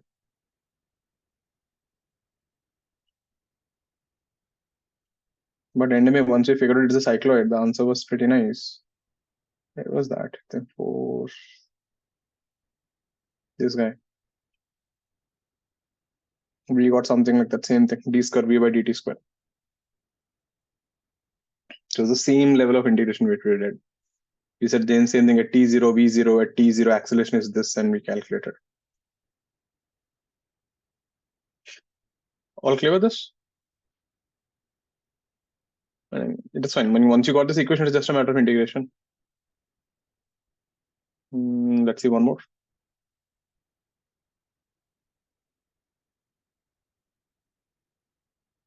Clear, na, Swastika? Clear? Vedin, got this? Aryan? Adrit? Clear? Going ahead. The diagram previous. Just SSM. No, that's the page. Previous page. Yeah. No. That E direction. I think it should be E reverse polarity I'm getting. Yeah, right only. Check it out. Use your right hand. Velocity is minus j cap. Magnetic field is minus k cap. Minus j minus k is I cap. If you're confused with the right hand, always use your I j कहते हैं. QE cross B, no? Put a positive charge and see which way it goes.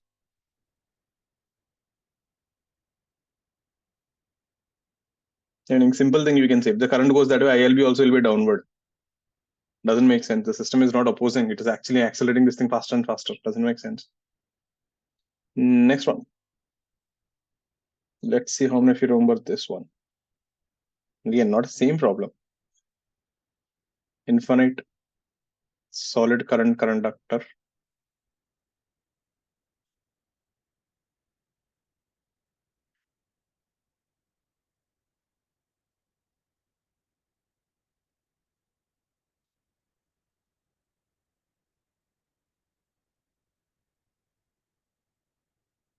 So current is flowing everywhere. J is the current density.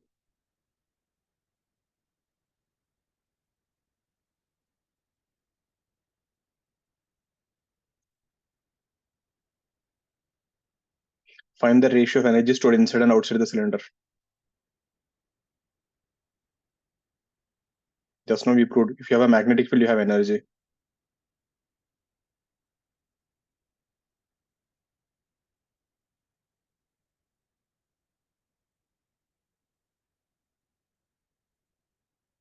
So you should know the field का formula inside a solid cylinder and outside. It's a result you need to remember.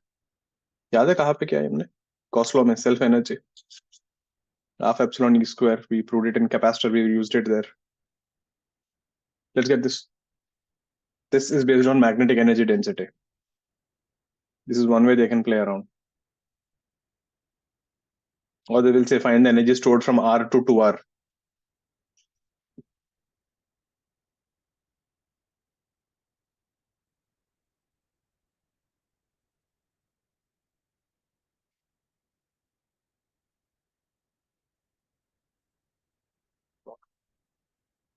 I can even ask you find the self-inductance of this cylinder.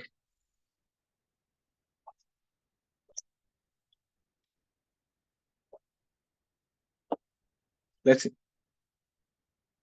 Questions can be framed multiple ways.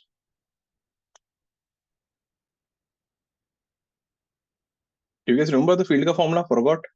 You have to use Ampere's law in case you forgot.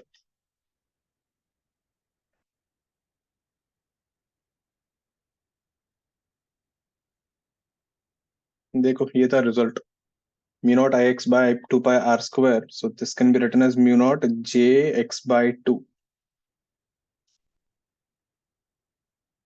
This guy would be mu naught I is j into pi R square. So mu j R square by 2x. Note it down in case you forgot. But you should know at least how to derive and don't remember the formula. Take an Ampere loop mu naught I integral BDL. So this is the field inside and outside the cylinder. Copied?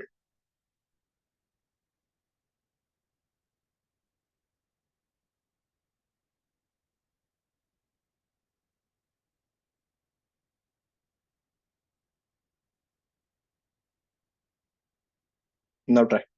You got a minute.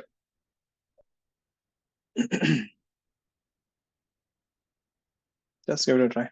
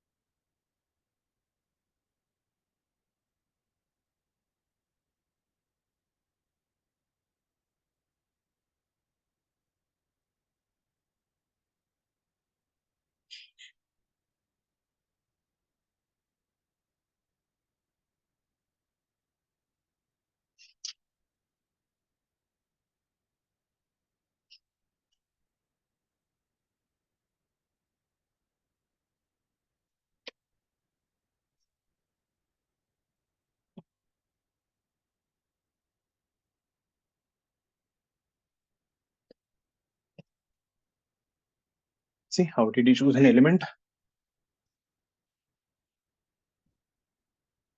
The formula is what? 1 by 2 mu naught B square, that is energy per unit volume.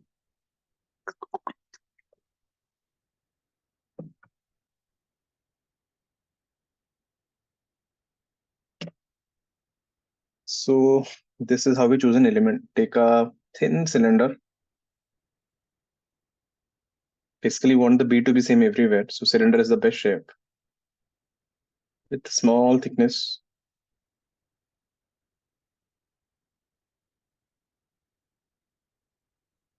So this is X, thickness is dx, and this is length L. That is a small volume.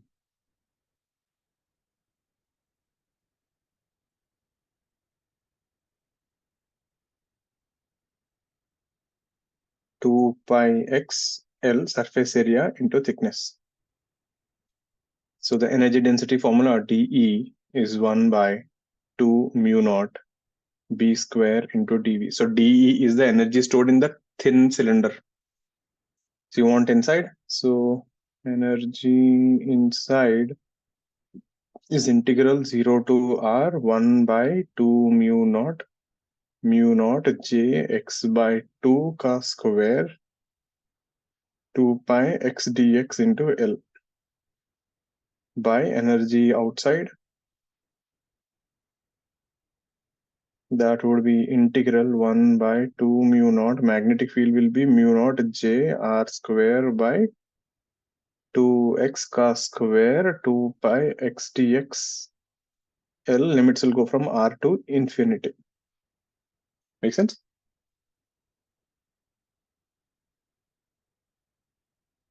So if you see the 1 by 2 mu naught will cancel, 2 pi will cancel, L will cancel, mu naught J will cancel, 2 in the denominator will cancel. You are integrating x square x cube dx from 0 to R.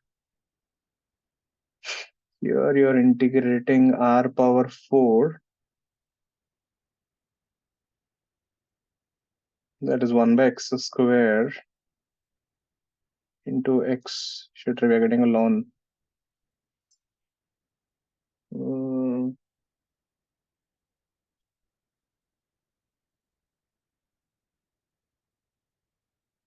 You're stuck there actually. I don't want a ln. It's having infinite energy actually. Ln infinity become undefined. Outside this infinite energy. So I think maybe I'll just change the question. Outside the cylinder from R to 2R. There's an infinite energy there. So 2R, so that would be R power 4 by 1 by x dx. That would be R power 4 by 4.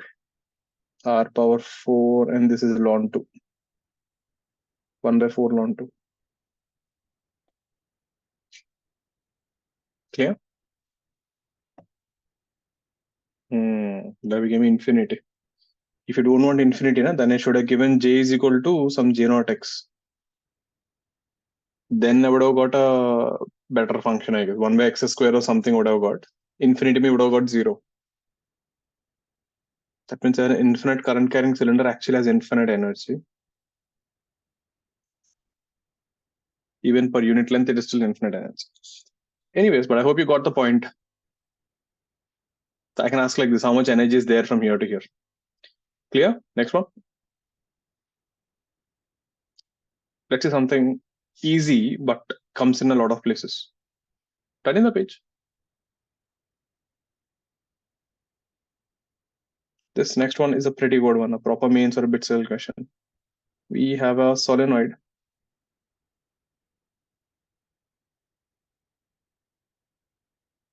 N turns, radius R, length L. Someone took this, we have done this before. It is rewound. Took the whole wire and rewounded to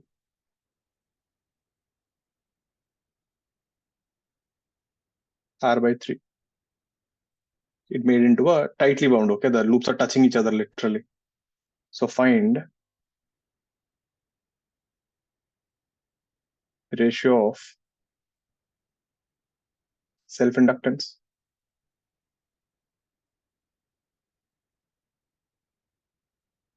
magnetic field,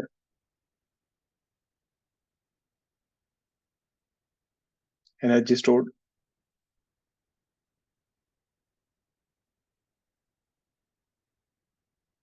energy density,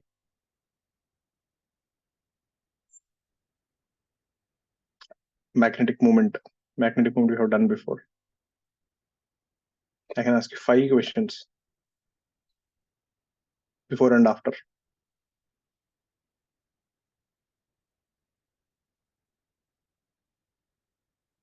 Current is same current. So before rewinding and after rewinding, find the ratio of self-inductance, find the ratio of magnetic field, energy stored, energy density, magnetic moment. 5 questions are there on this. I think we did magnetic moment, but let's do it again. This would be a type of a mains question. They'll ask anyone.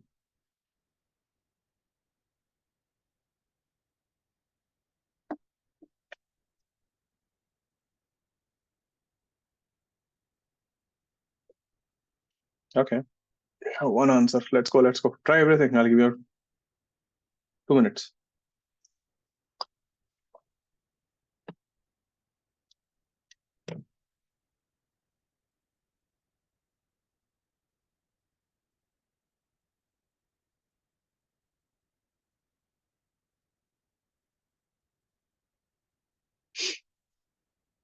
Okay. Finish off all. I'll show you the answers you can verify. Very easy only.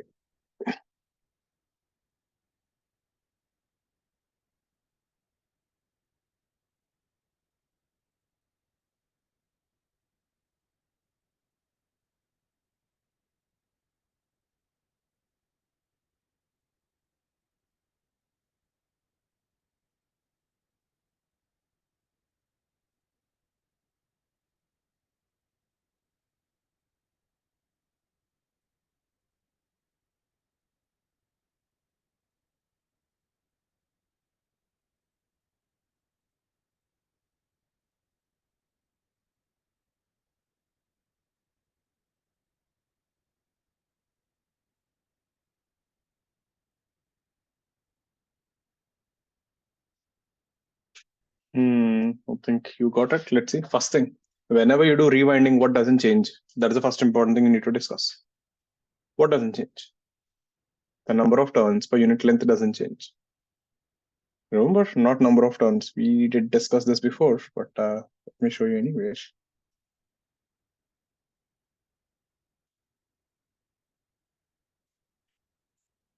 So if you see here, if this thing has n turns in length L, this will have 3n turns and length will be 3L. So small n remains constant. Basically, the number of turns per unit length will depend on the thickness of the wire. Great. So first thing, self-inductance. What is L? L is equal to mu naught n square pi r square L. So L is proportional to mu naught is constant, n is constant. It only depends on the radius and the length. So L1 by L2 will be r square L by r square by 9 into 3L. 3:1. Second one is magnetic field. B is equal to mu naught constant, n constant, I constant. 1:1. Third, energy stored. Energy stored is half Li square. Meaning this is proportional to L. Therefore, answer is 3:1. Energy density.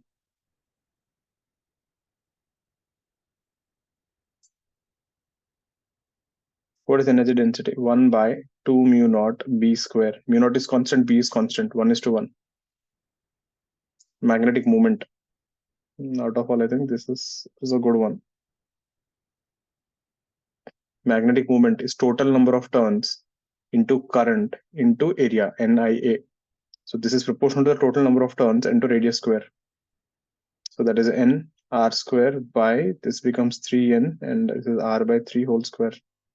This is also 3:1. So where we have 3 3:1s and 2 1:1s. Check.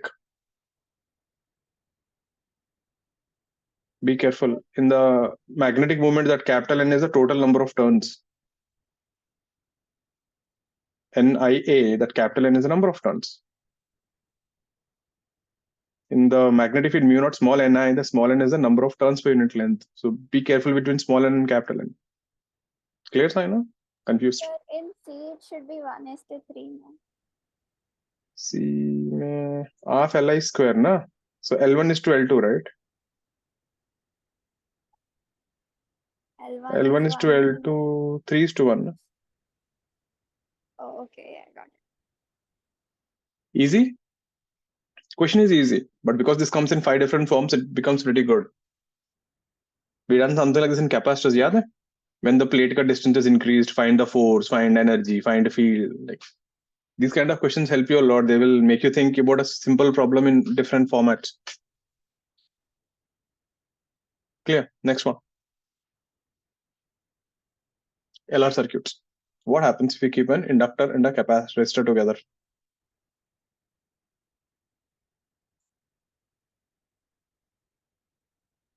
First thing, let's see, what does an inductor try to do exactly? Like I said, an inductor, EMF is minus L di by dt. Inductance has no problem with current, it has a problem with change in current. So, inductor opposes the change in current.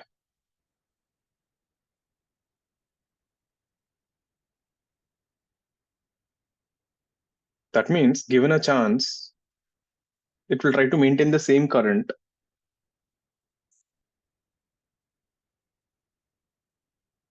So if you do something, at that instant, the current will remain same. Quite a useful thing to remember.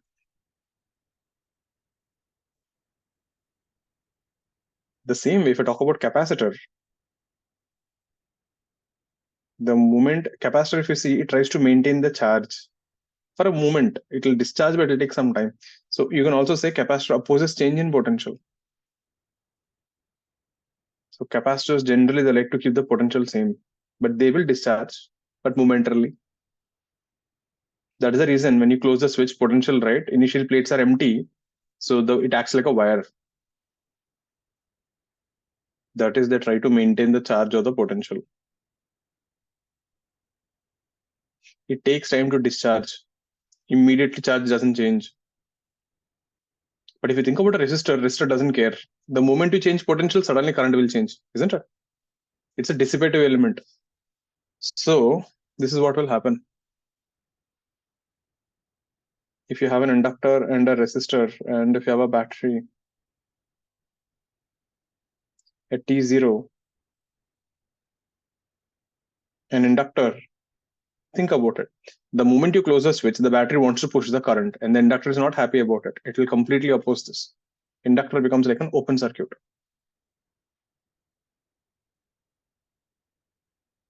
After a long time, the current becomes constant. Like I said, inductor is okay with current, doesn't want change in current. So this becomes a closed circuit. It becomes a wire. Now, if you remember, capacitor, it was reverse. For capacitor at T0, a capacitor was becoming a wire. At T infinity, when the capacitor was full, it was becoming an open circuit.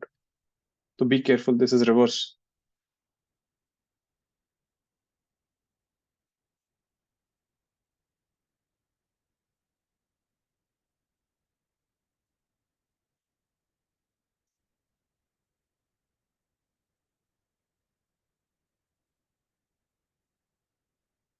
So capacitors and inductors behave opposite to each other.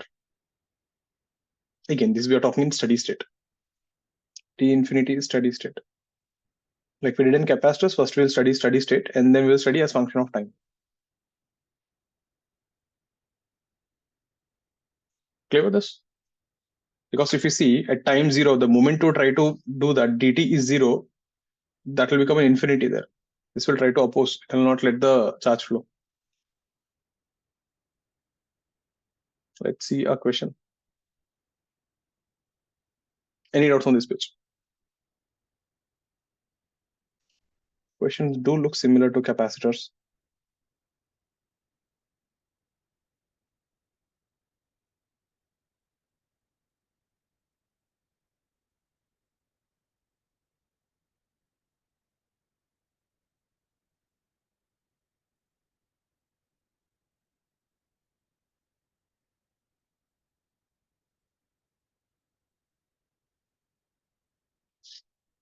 Find the current at t0 and infinity.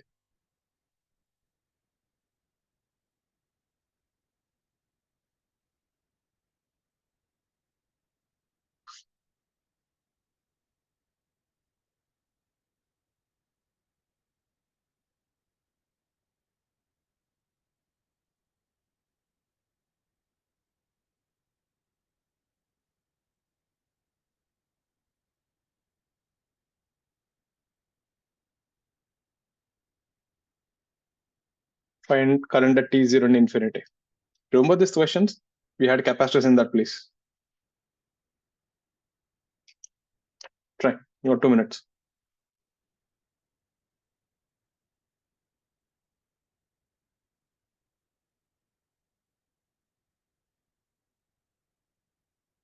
The center should be resistance. Mm, Infinity 0.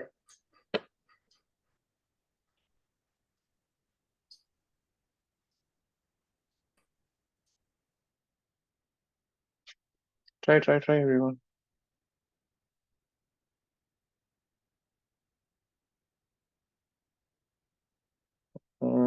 I gave it wrong. I gave it wrong, I guess. Is that what you're saying? Yeah, what you said was right. I gave it wrong. I kept reverse. You're right, Ajit.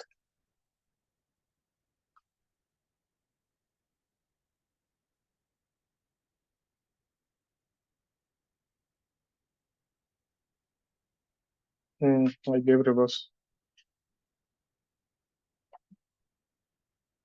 I changed the circuit for A part to check.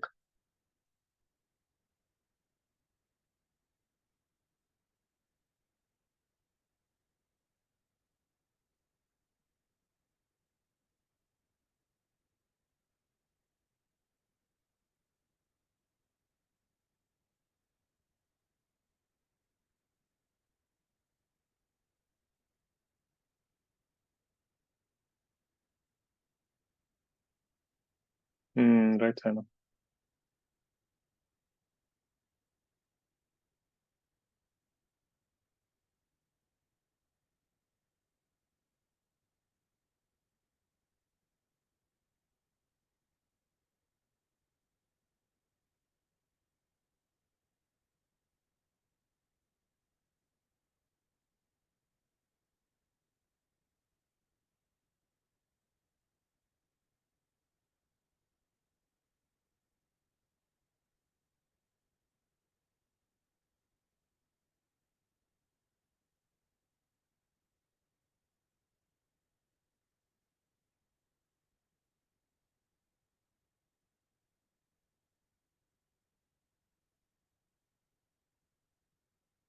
Let's see.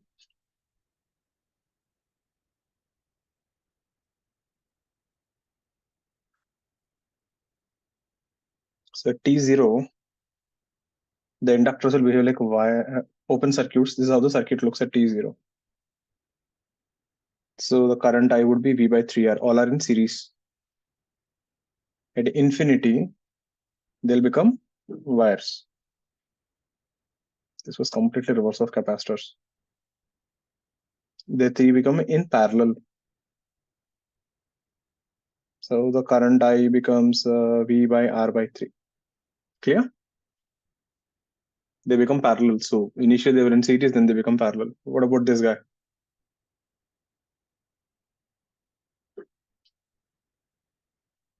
At T0,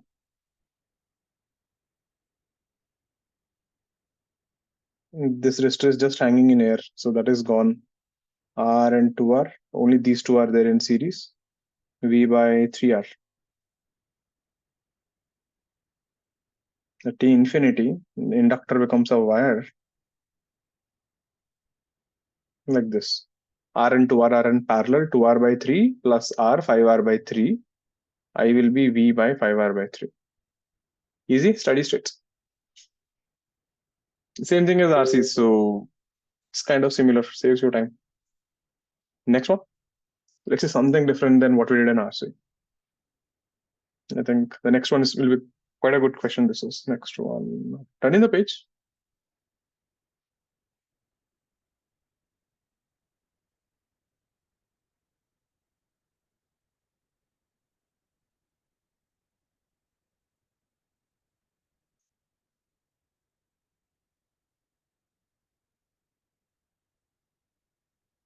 Have a look at the question. We have capacitors, we have resistors, we have inductors. We have all the elements. And we have this thing, A part and B part. Which one you're talking about? Arjun, clear with this? This one? Okay. Find the potential difference between P and Q. And this is an ideal voltmeter, meaning current won't flow through this branch no matter what you do. It has infinite resistance. You can actually ignore that V there. It's useless. It is just there to measure between P and Q. So find the potential difference between P and Q just after the switch is opened. So initially switch was closed. Let's try this, everyone. It's proper advanced paragraph question based on steady state.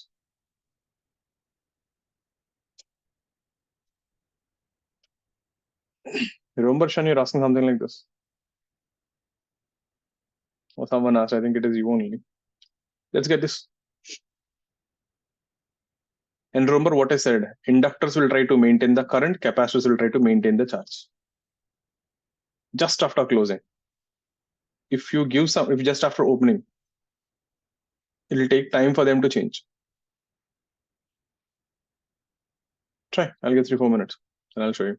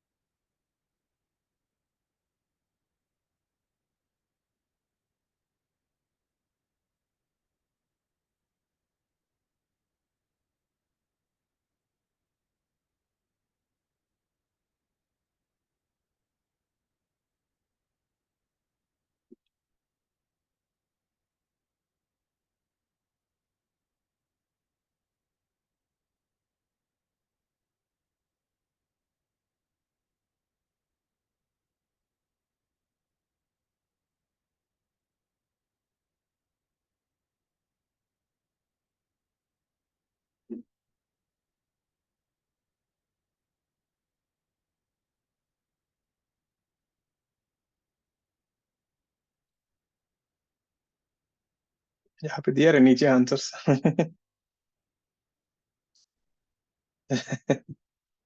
answers are given at the bottom.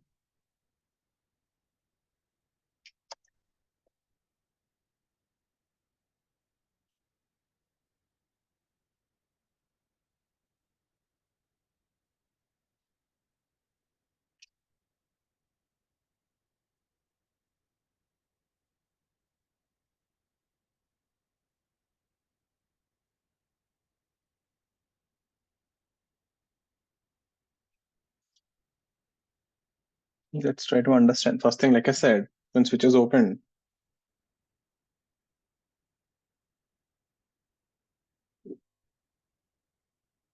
the inductors will try to maintain their current. Just after.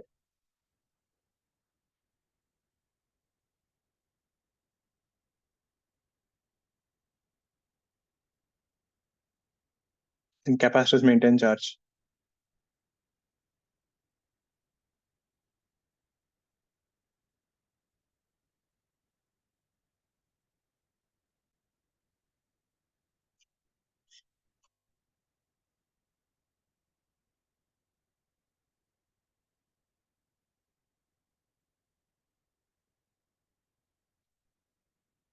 So this was our circuit.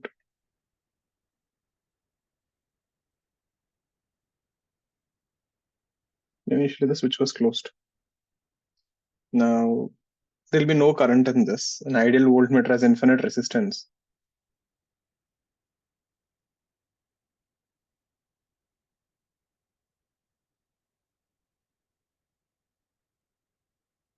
So whatever current flows now in steady state, what would happen? In steady state, inductors will be coming at infinity, capacitors become open circuits, and inductors become wires.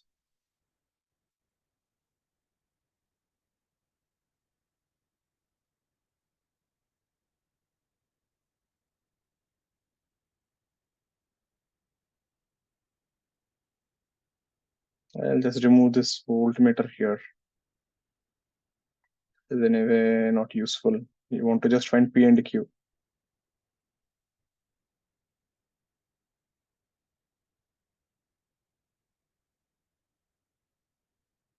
This guy has become a wire.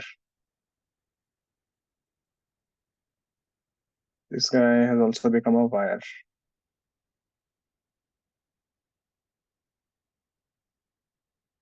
Capacitors are gone. I'll do one thing, I'll keep the capacitors. This has become a wire and this is the circuit. Agreed? So whatever current flows, it will go from the battery. It will go this way. It has to go this way. It has to come back this way. Agreed? You can't go this way because there's a capacitor which is an open circuit. And let's say this charge is Q1 minus Q1 and let this charge is Q2 and minus Q2. Now what is the current in the circuit? I will be E0 by R. The 4R is not there in the game. And then what about the charge? I will go in this loop. That would be Q1 is 0. Why? If I take this loop here, there is no resistor here. It got short circuited, isn't it? There is no current in 4R. That means this point and this point have same potential. So the 2C capacitor is useless. What about C capacitor? So when I go in this loop, so I'm going in this loop and I'm going in this loop. Minus IR plus Q2 by C equal to 0. So Q2 is equal to C. There, Q2 mein there is a charge. Have a look at this diagram.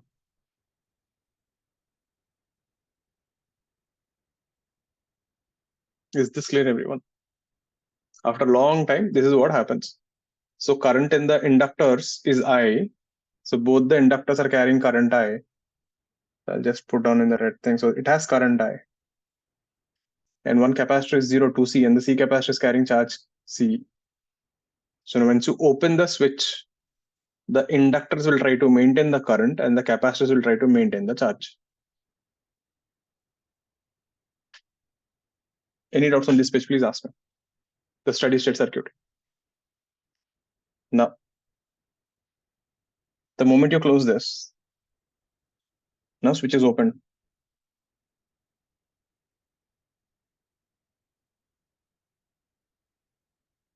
The moment you open the switch, this guy is gone. The battery is useless actually.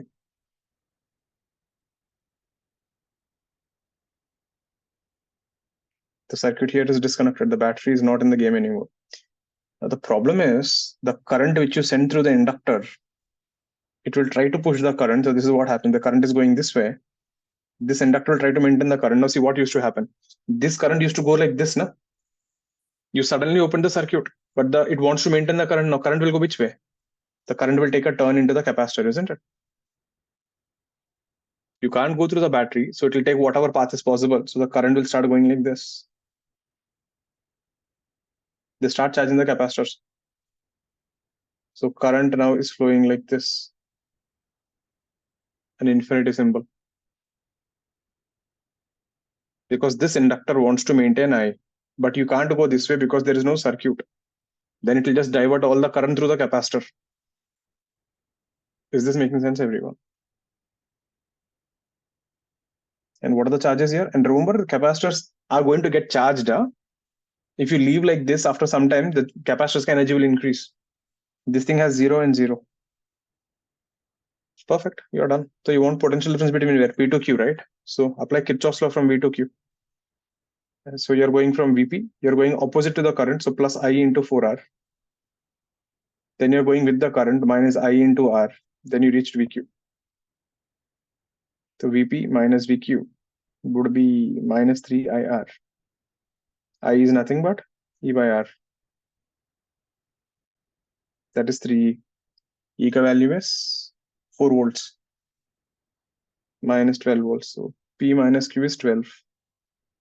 Yeah, 12. You just asked for the magnitude, so it's actually minus 12. Do have a look at this thing.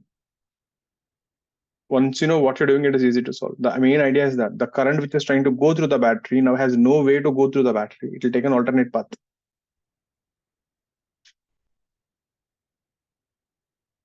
So if you leave it like this, capacitors will start getting charged.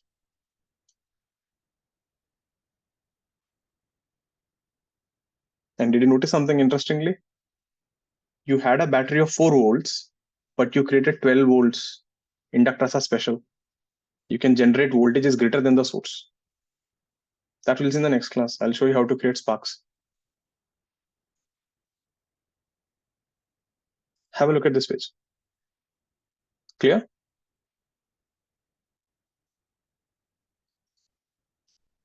Abhi the question nahi hua. There's a second part. How much heat is dissipated in 4R? Now you can clearly see the circuit here.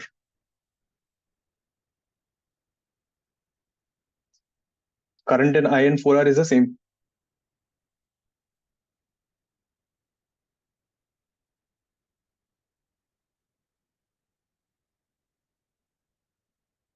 And we know all the heat is produced in the resistor only.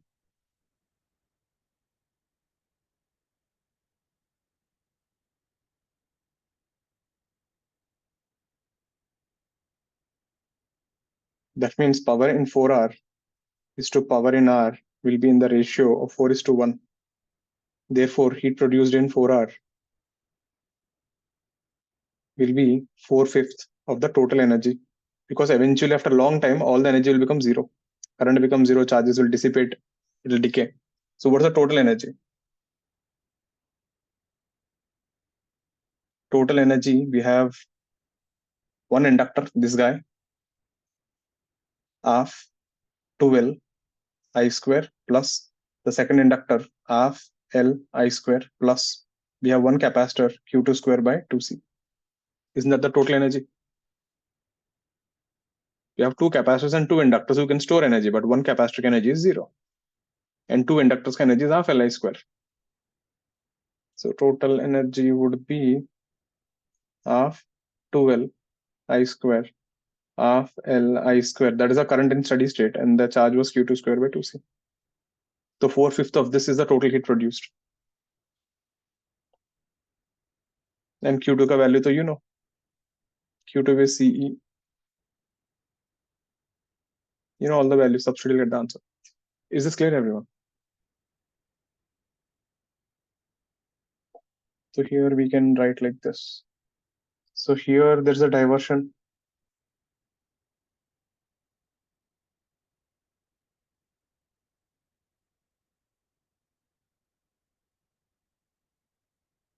Since which is open.